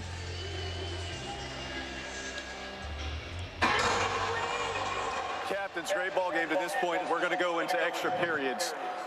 We'll do a coin toss, and we'll have a choice for offense, defense, and which end of the field, and we'll play until we have a winner. Texas A&M, you're going to call it again. This is heads. Auburn, this is heads. This is tails. Call before I flip it. Heads. He's called heads. It is tails. You've won the toss. You're going defense. Which end of the field do you want to play on? So play down here. Turn this way if you would, please. Auburn has won the toss. I'd like to play defense in the north end zone. Let's finish a great game. It has been a great game. So it is an advantage. You win the toss to start overtime. You know what the other team does when they get the ball first. And then what you need to do. Makes it absolutely. a little easier. So A&M's going to have the ball with their young quarterback who's been so impressive in so many ways. Marcel Reed. We know what's on the line for the Aggies. The showdown with the Longhorns next weekend. If they win tonight and win that game, they're going to play for an SEC championship. This is good. This is real good. You know, red zone defense, red zone situations were some of my favorite when I was a player. I loved it down here because it's a thinking man's game. Everything happens fast. You really find out what you're made of in this area of the field. Let's see what they got. First play of overtime. Daniels gets the carry, and he's stopped after a short game. A wrestle for the ball. Forward progress was stopped prior to loss of possession, second down. But the ball didn't come out, so that's just a gain of 1. You're going to see Amari Daniels here. They blew the whistle. Forward progress had been stopped. You can see the defenders just tearing at the ball. Eugene Asante, second down. And of course, you can get first downs. It's normal football starting at the 25 without a game clock. 2nd and 9 Aggies. Reed hands it to Daniels again, right side, and he'll get inside the 20 down to close to the 17. It'll be 3rd and about 2.5. You could see defensive coordinator DJ Durkin. He was screaming something to his defenders as far as adjusting the front. He knew where the play was going. He knew it was going to hit off a right tackle. Trying to get them adjusted. Every single yard counts down here. High pressure situation. Yeah, this is huge because when you go first in overtime, then you got a decision to make. Do you kick the field goal, take the points? If you don't get it here. Reed takes a snap on 3rd and 2. Reed throws. He's got the pass complete. And the turn upfield means first down, Texas A&M. That's Jade Walker. It's a nice little man beater. You see here, Jade Walker just runs a little quick out. Safety's off about 10 yards. Jaron Thompson not able to close down on that quick out fast enough. He just has to turn it upfield and pick up the first. Good play call by Colin Klein. 1st and 10 Aggies. They can get another first down at about the 4. Receiver in motion. Handoff Daniels, and he'll lean ahead and get a couple on first down.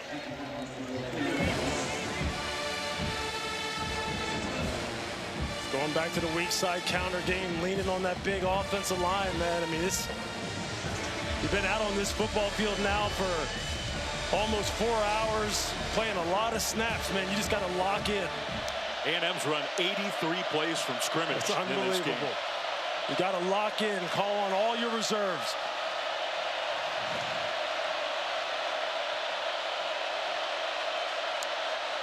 Second down and 8. Reed, plenty of time, throws short middle. That's Walker again, and Walker powers his way in. Touchdown! What an effort by Walker from 12 yards out. So the Aggies strike first in overtime. I mean, just watch it here. Watch the traffic, man-to-man coverage.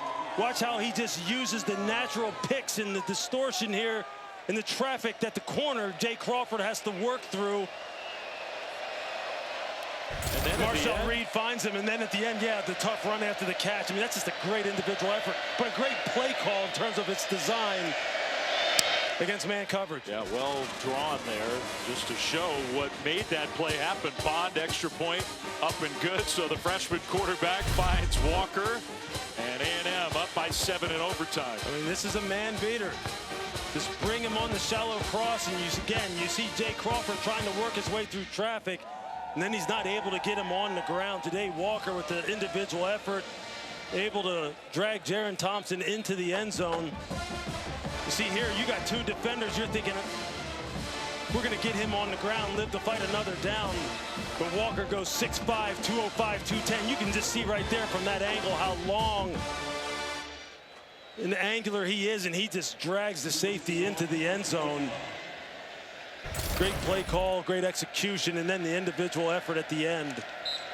Thomas and Walker on Texas A&M side, Coleman and Lambert Smith on Auburn side. Some wide receivers have played tonight. They sure have. Speaking of Coleman, where is he? Yeah, he's been too quiet in the second half. Play fake to Hunter. They'll swing it back left side. That's his fellow freshman Simmons, who turned it upfield very quickly. Malcolm Simmons with a nice gain of 8. Some hitting going on down there, man. These guys running to the ball. They understand, again, A&M understands what's at stake. Keep them out of the end zone, they win the game. Auburn, you've got to get the ball in the hands of your big-time playmakers on the perimeter, or is it going to be Jarquez Hunter? First Auburn possession of overtime. They need a touchdown. 2nd and 2. Hunter straight ahead. He's got the first down and then some. Down to the 11. First down Auburn. He's well over 100 yards himself in his final home game in an Auburn uniform. 128 yards plus a couple touchdowns tonight. Give credit to this Auburn offensive line. It's a revamped offensive line, particularly on the right side. Against this vaunted front, they played as well as you could expect them. 1st and 10. Thorne. Play fake. Over the top. Incomplete. Here come the flags. Trying to hit Coleman. He was held. That's a penalty against A&M. You knew they had to go to him sooner or later. At some point, it becomes a one-on-one game. Is my guy better than yours? And that time they caught Javon Thomas, the corner. He was losing him and just grabbed onto him. Pass interference. Defense number 3. Foul occurred in the end zone. Therefore, the ball was placed at the 2-yard line with an automatic first down. It wasn't on 3. It was on number 14. You can see Javon Thomas, the one who commits the PI. Number 14. Yes. The official corrected that. So now, will it be number 27 to try to punch it in? And then would Hugh Freeze consider going for 2 to try to win the game? Oh, boy. Hunter gets swallowed up. They're trying to rip the ball away, but he won't go down. Hunter, man, so tough to tackle. Stop for no gain. Shamar Turner saying, I'm trying to end this thing right now. I don't blame him. Yeah. Auburn, I know the stakes aren't as high for them in terms of the championships, but they so badly need a big win at the end of a disappointing year. For lots of reasons. 2nd and goal. Cam's one-on-one now at the bottom of the screen. Little option pitch play. Hunter touchdown.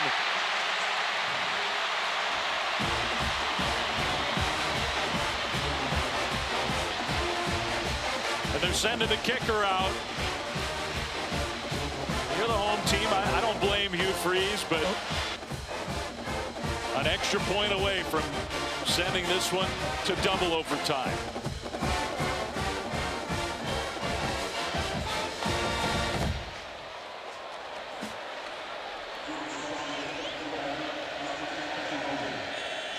Ian Vachon made the field goal to tie at the end of regulation.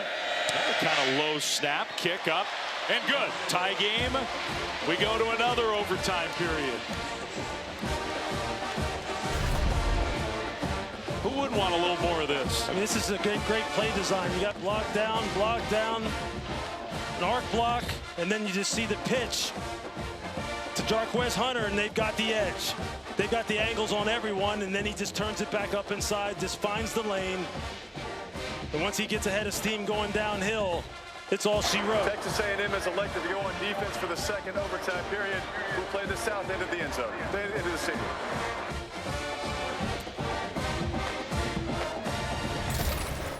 So we'll flip down to the other side of the field. And of course, A&M gets the choice now in double overtime, the second overtime.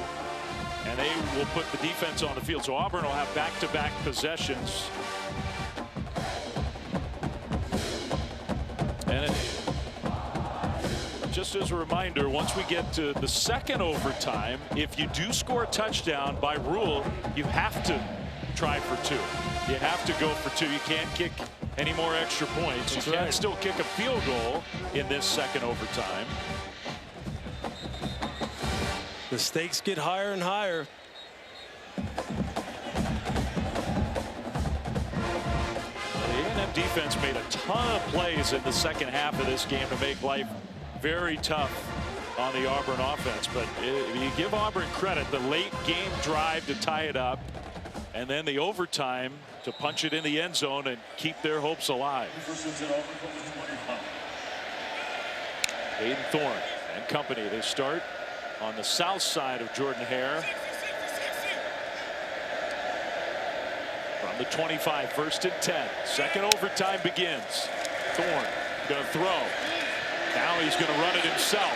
To the 20, takes a big hit and pops forward. And maybe with that momentum, I think he got 10 yards and a first down. And he took a shot right on that throwing shoulder. Watch this. Watch the shot he takes right on the right shoulder, right around his pec area. That's a big-time hit. Hope the adrenaline's pumping for I'm Peyton sure Thorne. it is. That was Scooby Williams, by the way, back in the game after what looked like an injury. Now incomplete. Wow. That was almost a hold. Lambert Smith was the intended target. Thomas was out there. See, just one-on-one. And you can see the hand up on the back of the shoulder. That's got to be a hold. I don't see how you don't call something there, considering the fact that he literally was grabbing the wide receiver and impeding him from going down the field. It was almost like he just decided, well, I'm beat. This is a touchdown. If I don't hold him, I'm just doing it on purpose. And he got away with it. 2nd and 10. Thorne looking left. Now throws across the middle. Lambert Smith cuts it inside. Flag thrown. He's down inside the 2. But there is a penalty flag, and they're pointing in the direction of Auburn. Maybe offensive pass interference. Pass interference, offense number 13. 15-yard penalty from the previous spot. Repeat, second down. That's a bad call. I do not see offensive pass interference. Fairweather, the tight end. Fairweather's just running the crossing route. Just watch him right here. And you tell me if he's trying to literally block someone out. He's literally trying to avoid the defender. Wow. He's trying to get over the top of Torian York. He wasn't trying to box him out. He's trying to get over the top of him. You can see the coaching staff is just losing it down here on the sideline. That's a bad call. That's a bad call. It would have been 1st and goal at the 2. It's 2nd and 25 back at the 30. That's a bad call. Now Thorne gets his pass knocked down. I mean, that has changed this game. And we know what offensive pass interference, what pick routes look like when guys are really trying to run interference and it's against the rules. That was not one of those situations. And I'm a defensive guy by nature. Played the position my entire life. That was not offensive pass interference as I saw it.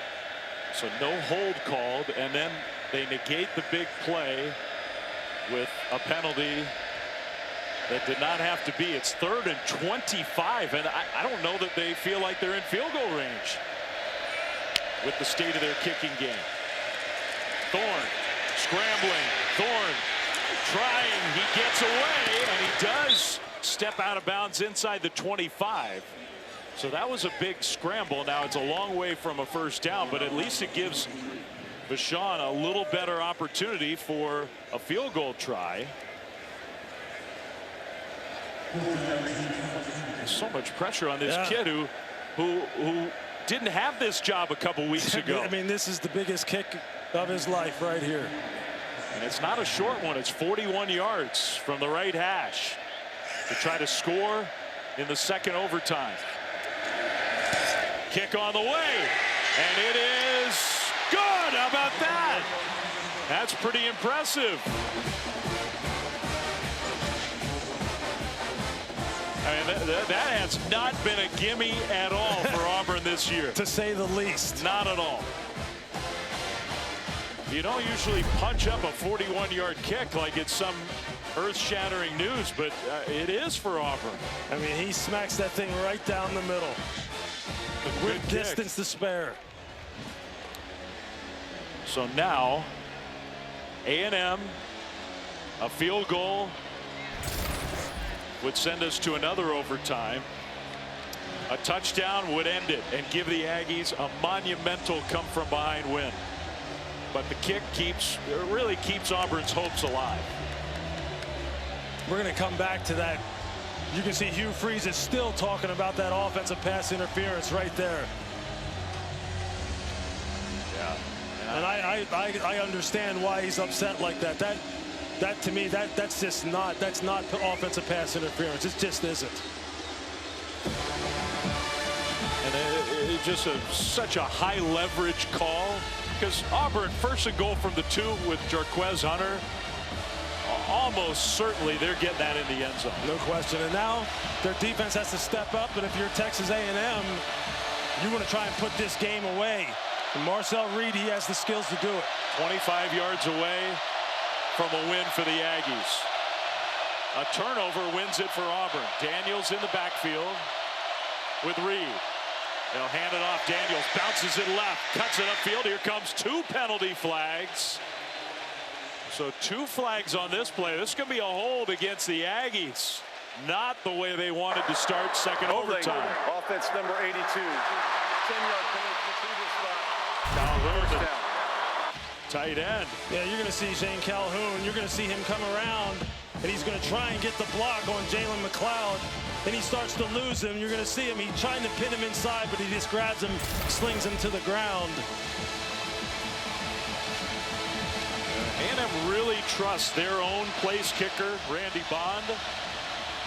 But first and 20.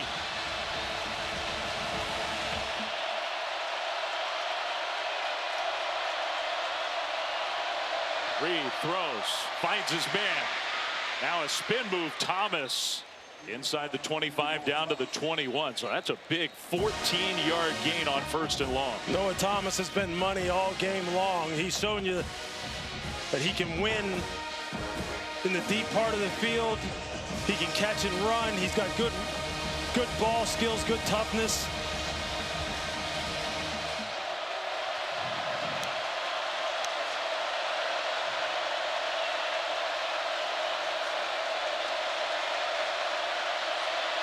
And making an adjustment. They'll get lined up again on 2nd and 6. And Daniels goes nowhere. Absolutely nowhere.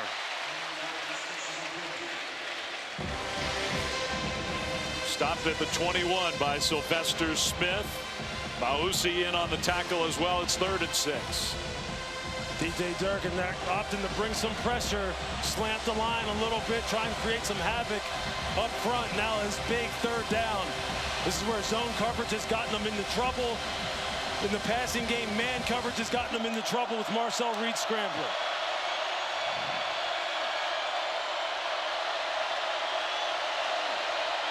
Play clock winding down. Under 5. Down to 2. Option. Reed. Dropped. McLeod. And now no gimme field goal for the Aggies to send us to a third overtime. What a great job by Jalen McLeod of getting penetration. Caleb Harris in his hip pocket taking the pitch man. This great team defense. They did everything they could there. Pressure kick, 42 yards for Bond. And now Hugh Freeze is going to use his timeout. Auburn has called their one timeout of this overtime period. It's 30 seconds in left. Hey, Bond, who's had a great All-American kind of year, but he did miss a kick earlier in this game, which is unusual for him. And it felt like a fairly similar kick to the one he's got coming up right now. It was longer, but same sort of part of the field. Yeah, on that left hash, and he missed it by a mile. I mean, it wasn't close.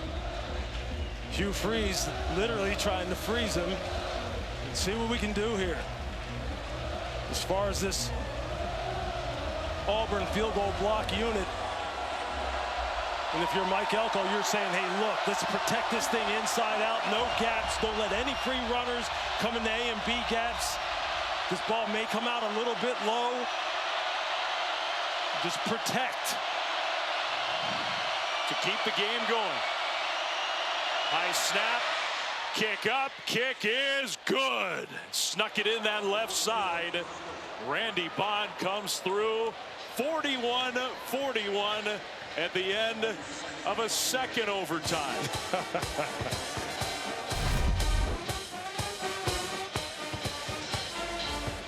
4 hours and going strong. Amazing. Randy Bond, he says, look, I'm not going to miss him twice. I've been money all year long. Mike Elko goes, hey, we know what we're playing for. We know what's on the line. Everybody knows. That's right. Just keep fighting. Keep fighting. So Hugh Freeze talking to the officials. He's still letting them know about that pass interference, I'll bet. Just a classic late season SEC game. Of course, now, as we mentioned earlier, as we started overtime, things change a lot now. Once you get to the third overtime, now forget the 25-yard line. Now all you do is you alternate your two-point tries. That's right. That's it.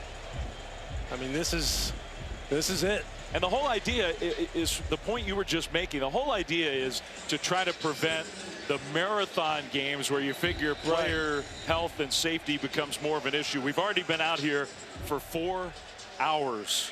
It's a long time, and I know all college teams play a lot of players, but this is a lot of wear and tear. It's about to be decided here soon.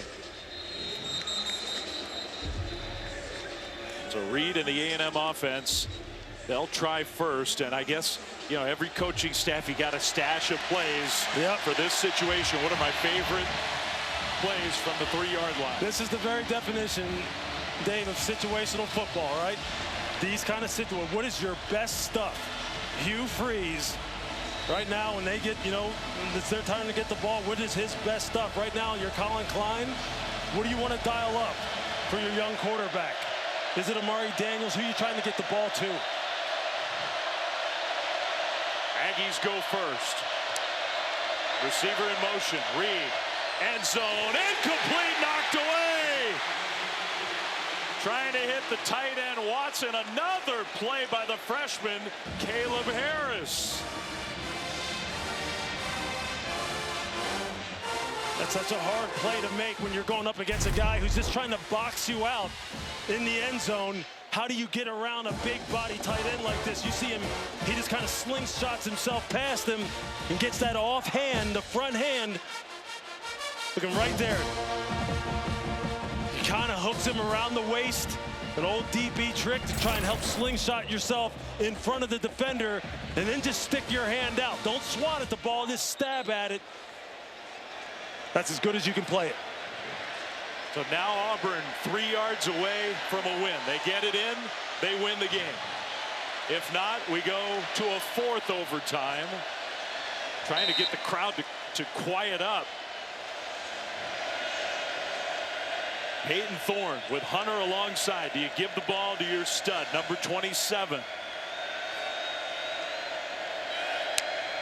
Thorne rolling right, looking toward the end zone. He throws, incomplete. He tried to hit Coleman, and they couldn't connect. A&M survives for another. B.J. Mays had the coverage there. I think he was first just trying to get the ball to Keandre Lambert-Smith. Just as he's spotting up over the end zone. Defense for the fourth overtime period. The game was played in the south end zone. Now you have to go all the way down to the other end. Yeah, what an effort. Like, he was a little indecisive. Lambert-Smith spotting right over the goal line. And then you see Cam, he's open, but he's just late with the delivery. He doesn't pull it fast enough. I think that's because he wasn't sure of which guy to go to. I mean, down here, as I said earlier, the reason why I like this area of the field is because everything happens so fast, and it really is a thinking man's game down here. Your decisions, I mean, have to be just nanosecond quick. And look, the play was there. They could have made it and won the game right there. If it's me and I've already got my stop and I've got one of my all-time greats in the backfield, you're giving it to them. I'd be tempted to just, Jarquez Hunter's got to have the ball. Yeah. 3 yards away from a win. And it may ultimately come down to him. You see Hugh Freeze talking to him right there on the sideline. Yep. I mean, you're always going to second guess yourself when it doesn't work. I mean, when you got guys like Cam Coleman and you got guys like Lambert-Smith who've made big plays tonight, you see him now. He's continuing to talk to Jarquez Hunter. You know he's going to play a pivotal role in this play in some way, shape, or form. And I agree. It's easy. It's unfair in a lot of ways to second guess. Of course. Of course. I mean, there's coaches at home right now sitting there going, what would I call? They know how tough this is to come up with the perfect play. Got Hunter split out as a wideout, at least for now. We'll see if he motions. He will come in the backfield alongside Thorne. And now sprints wide left. Thorne looking middle, and what a catch! Lambert-Smith came down with it.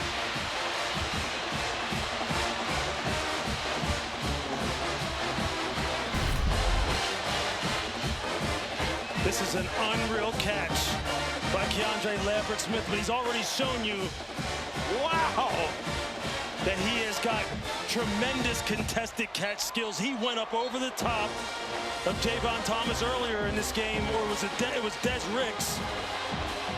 And here again, just look at him climb the ladder and pull that ball down. I mean, considering the circuit, that's one of the great catches you'll ever see. It sure is. And now Auburn is a stop away from a win. Just look how he sets the route up. He pushes him outside, tries to get him to settle his feet. And the ball is behind him, and he reaches back and snatches that thing out of the air. Amazing. Can the Aggies answer? Down 43-41. Direct snap, pitch back, Reed rolls right, dropped! It was dropped! Auburn wins!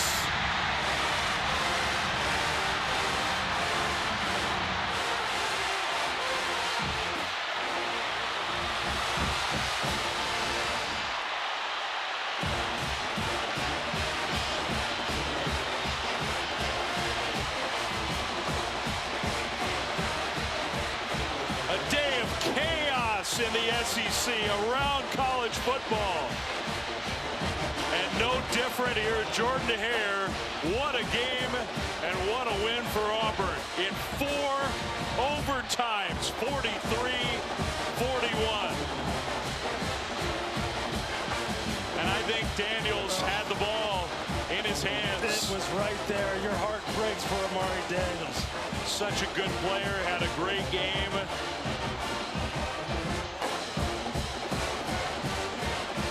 Auburn fans have been waiting for this to celebrate.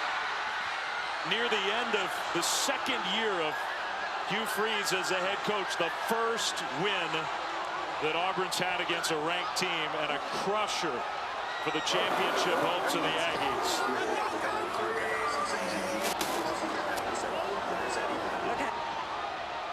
All right, let's see if we can get it down to Chris, who's in the middle of the chaos. Chris? Coach, first off, how's the heartbeat right now? Oh, you know, I'm just so happy for our fans and our kids. You know, our kids have fought all year, and we've been in so many close ones, and they just hadn't gone our way. And, man, just for one to finally go our way is pretty sweet against a really good football team. You got up 21 points. They took the lead with 4 minutes left. How did you get this team to believe we can instead of all those moments that happened this year? Well, they haven't quit all year. I mean, we're young, and we're getting better each week. And, you know, we made it harder maybe than it could have been, but you got to give them credit, too. They didn't fold, and their quarterback played outstanding to get them back in it. So just so happy for our people, our fans, our administration, especially our kids. On senior night, it was your seniors that got it down. Lambert, Smith, Jarquez Hunter, Peyton Thorne. What did they give you tonight? How about, man, to send Peyton and Luke Deal and Jarquez, those seniors, to send them out of Jordan-Hare with this kind of feeling and atmosphere is pretty special. Congratulations, Coach. Enjoy it. Thank you so much, Kristen. Thank you. Yeah, you can hear the emotion in Hugh Freeze's voice. He's a beleaguered head coach with all the things that have gone wrong this year. They needed that one. Look at the celebration. Wow. I mean, it's the perfect play call. Marcel Reed, he's just rolling out, tries to throw it as soft and as catchable as possible. Yeah. It's just right in his hands. And you can just see the heartbreak. Sometimes in those type of situations, you just try too hard, you tense up, try to make it too perfect. And Amari Daniels, as hard as he has played tonight, as well as he has run the football, all season long, for it to end like that, this game to end like that is just crushing. This game deserved a different ending than that. It sure did. I mean, you just hate to see a player have it right there and then they just not able to come through. But for Auburn, wow. I mean, just look at this scene out here on the field. I mean, look at that. You know, all the people circling around this program and all the talk from the outside of all these talented youngsters, things going south for Auburn. Are these guys just going to bail and leave? You can imagine what a win like this could do to set things up. Oh, yeah. To instill some belief in what's going on here. And they got the Iron Bowl to play in Tuscaloosa next week. Alabama rather, reeling off an incredible loss in Norman tonight. But for tonight, there aren't many times where fans here say, oh, forget about the Iron Bowl. We're not thinking about that one. Tonight, they can celebrate this win. No question. You talked about what this could do for this program, not only next week, but heading into the off season and in the recruiting period. If you're a recruit and you're here tonight and you're looking at this scene and just how pumped up it was here, here's a team that's just trying to become bowl eligible. They're not playing for a spot in the CFP, and you're seeing this kind of reaction. They're probably thinking, hey, man, look at all the young guys that were contributing here tonight. They get a couple more pieces. This kind of celebration could be because we won a national title or we've done something huge, you know. So there's just so many other benefits to winning a game like this in the manner in which they did. This scene that you're looking at is of a team and a fan base that came into tonight 1-5 in conference play. Yeah, how about that? That's cool. That's cool. These people are passionate. Everybody talks about passion. Everybody talks about those kind of fan bases that are unique. Here it is. This is my first time here at Jordan-Hare. Watched so many games that have taken place in this stadium. How cool is it for me to actually see this kind of response? This is what it's all about. This is a game that's going to be remembered for a long time. The stakes weren't as high for Auburn. They weren't. They were hugely important for Texas A&M. And now A&M's going to have to regroup and go back home. A game that's been anticipated for years now, since Texas announced it was coming to the SEC. Just think about the titanic shifts of emotion for a couple of the schools in the SEC today alone. Yeah. Think about how Ole Miss is feeling right now after losing the game that they lose up there, in at the University of Florida in Gainesville, and then here at Texas A&M, we talked to this coaching staff about we've never been in this position to control our own destiny and win the SEC, and they're down, they're back up, and now they're out. They basically get knocked out. That's just unbelievable. That's why you love sports, man. That's why you love sports. Great game, great players, great scene. Louis Riddick, fun to be here with you. My man, this has been awesome. This is awesome. That was a good night here in Auburn. For Louis, for Chris Button, for our great crew, Dave Fleming saying, thanks for watching from Auburn, Alabama. A 4-overtime thriller, 43-41 final. With Formula One Grand Prix from Las Vegas coming up next. Thank you for watching this presentation of the Southeastern Conference.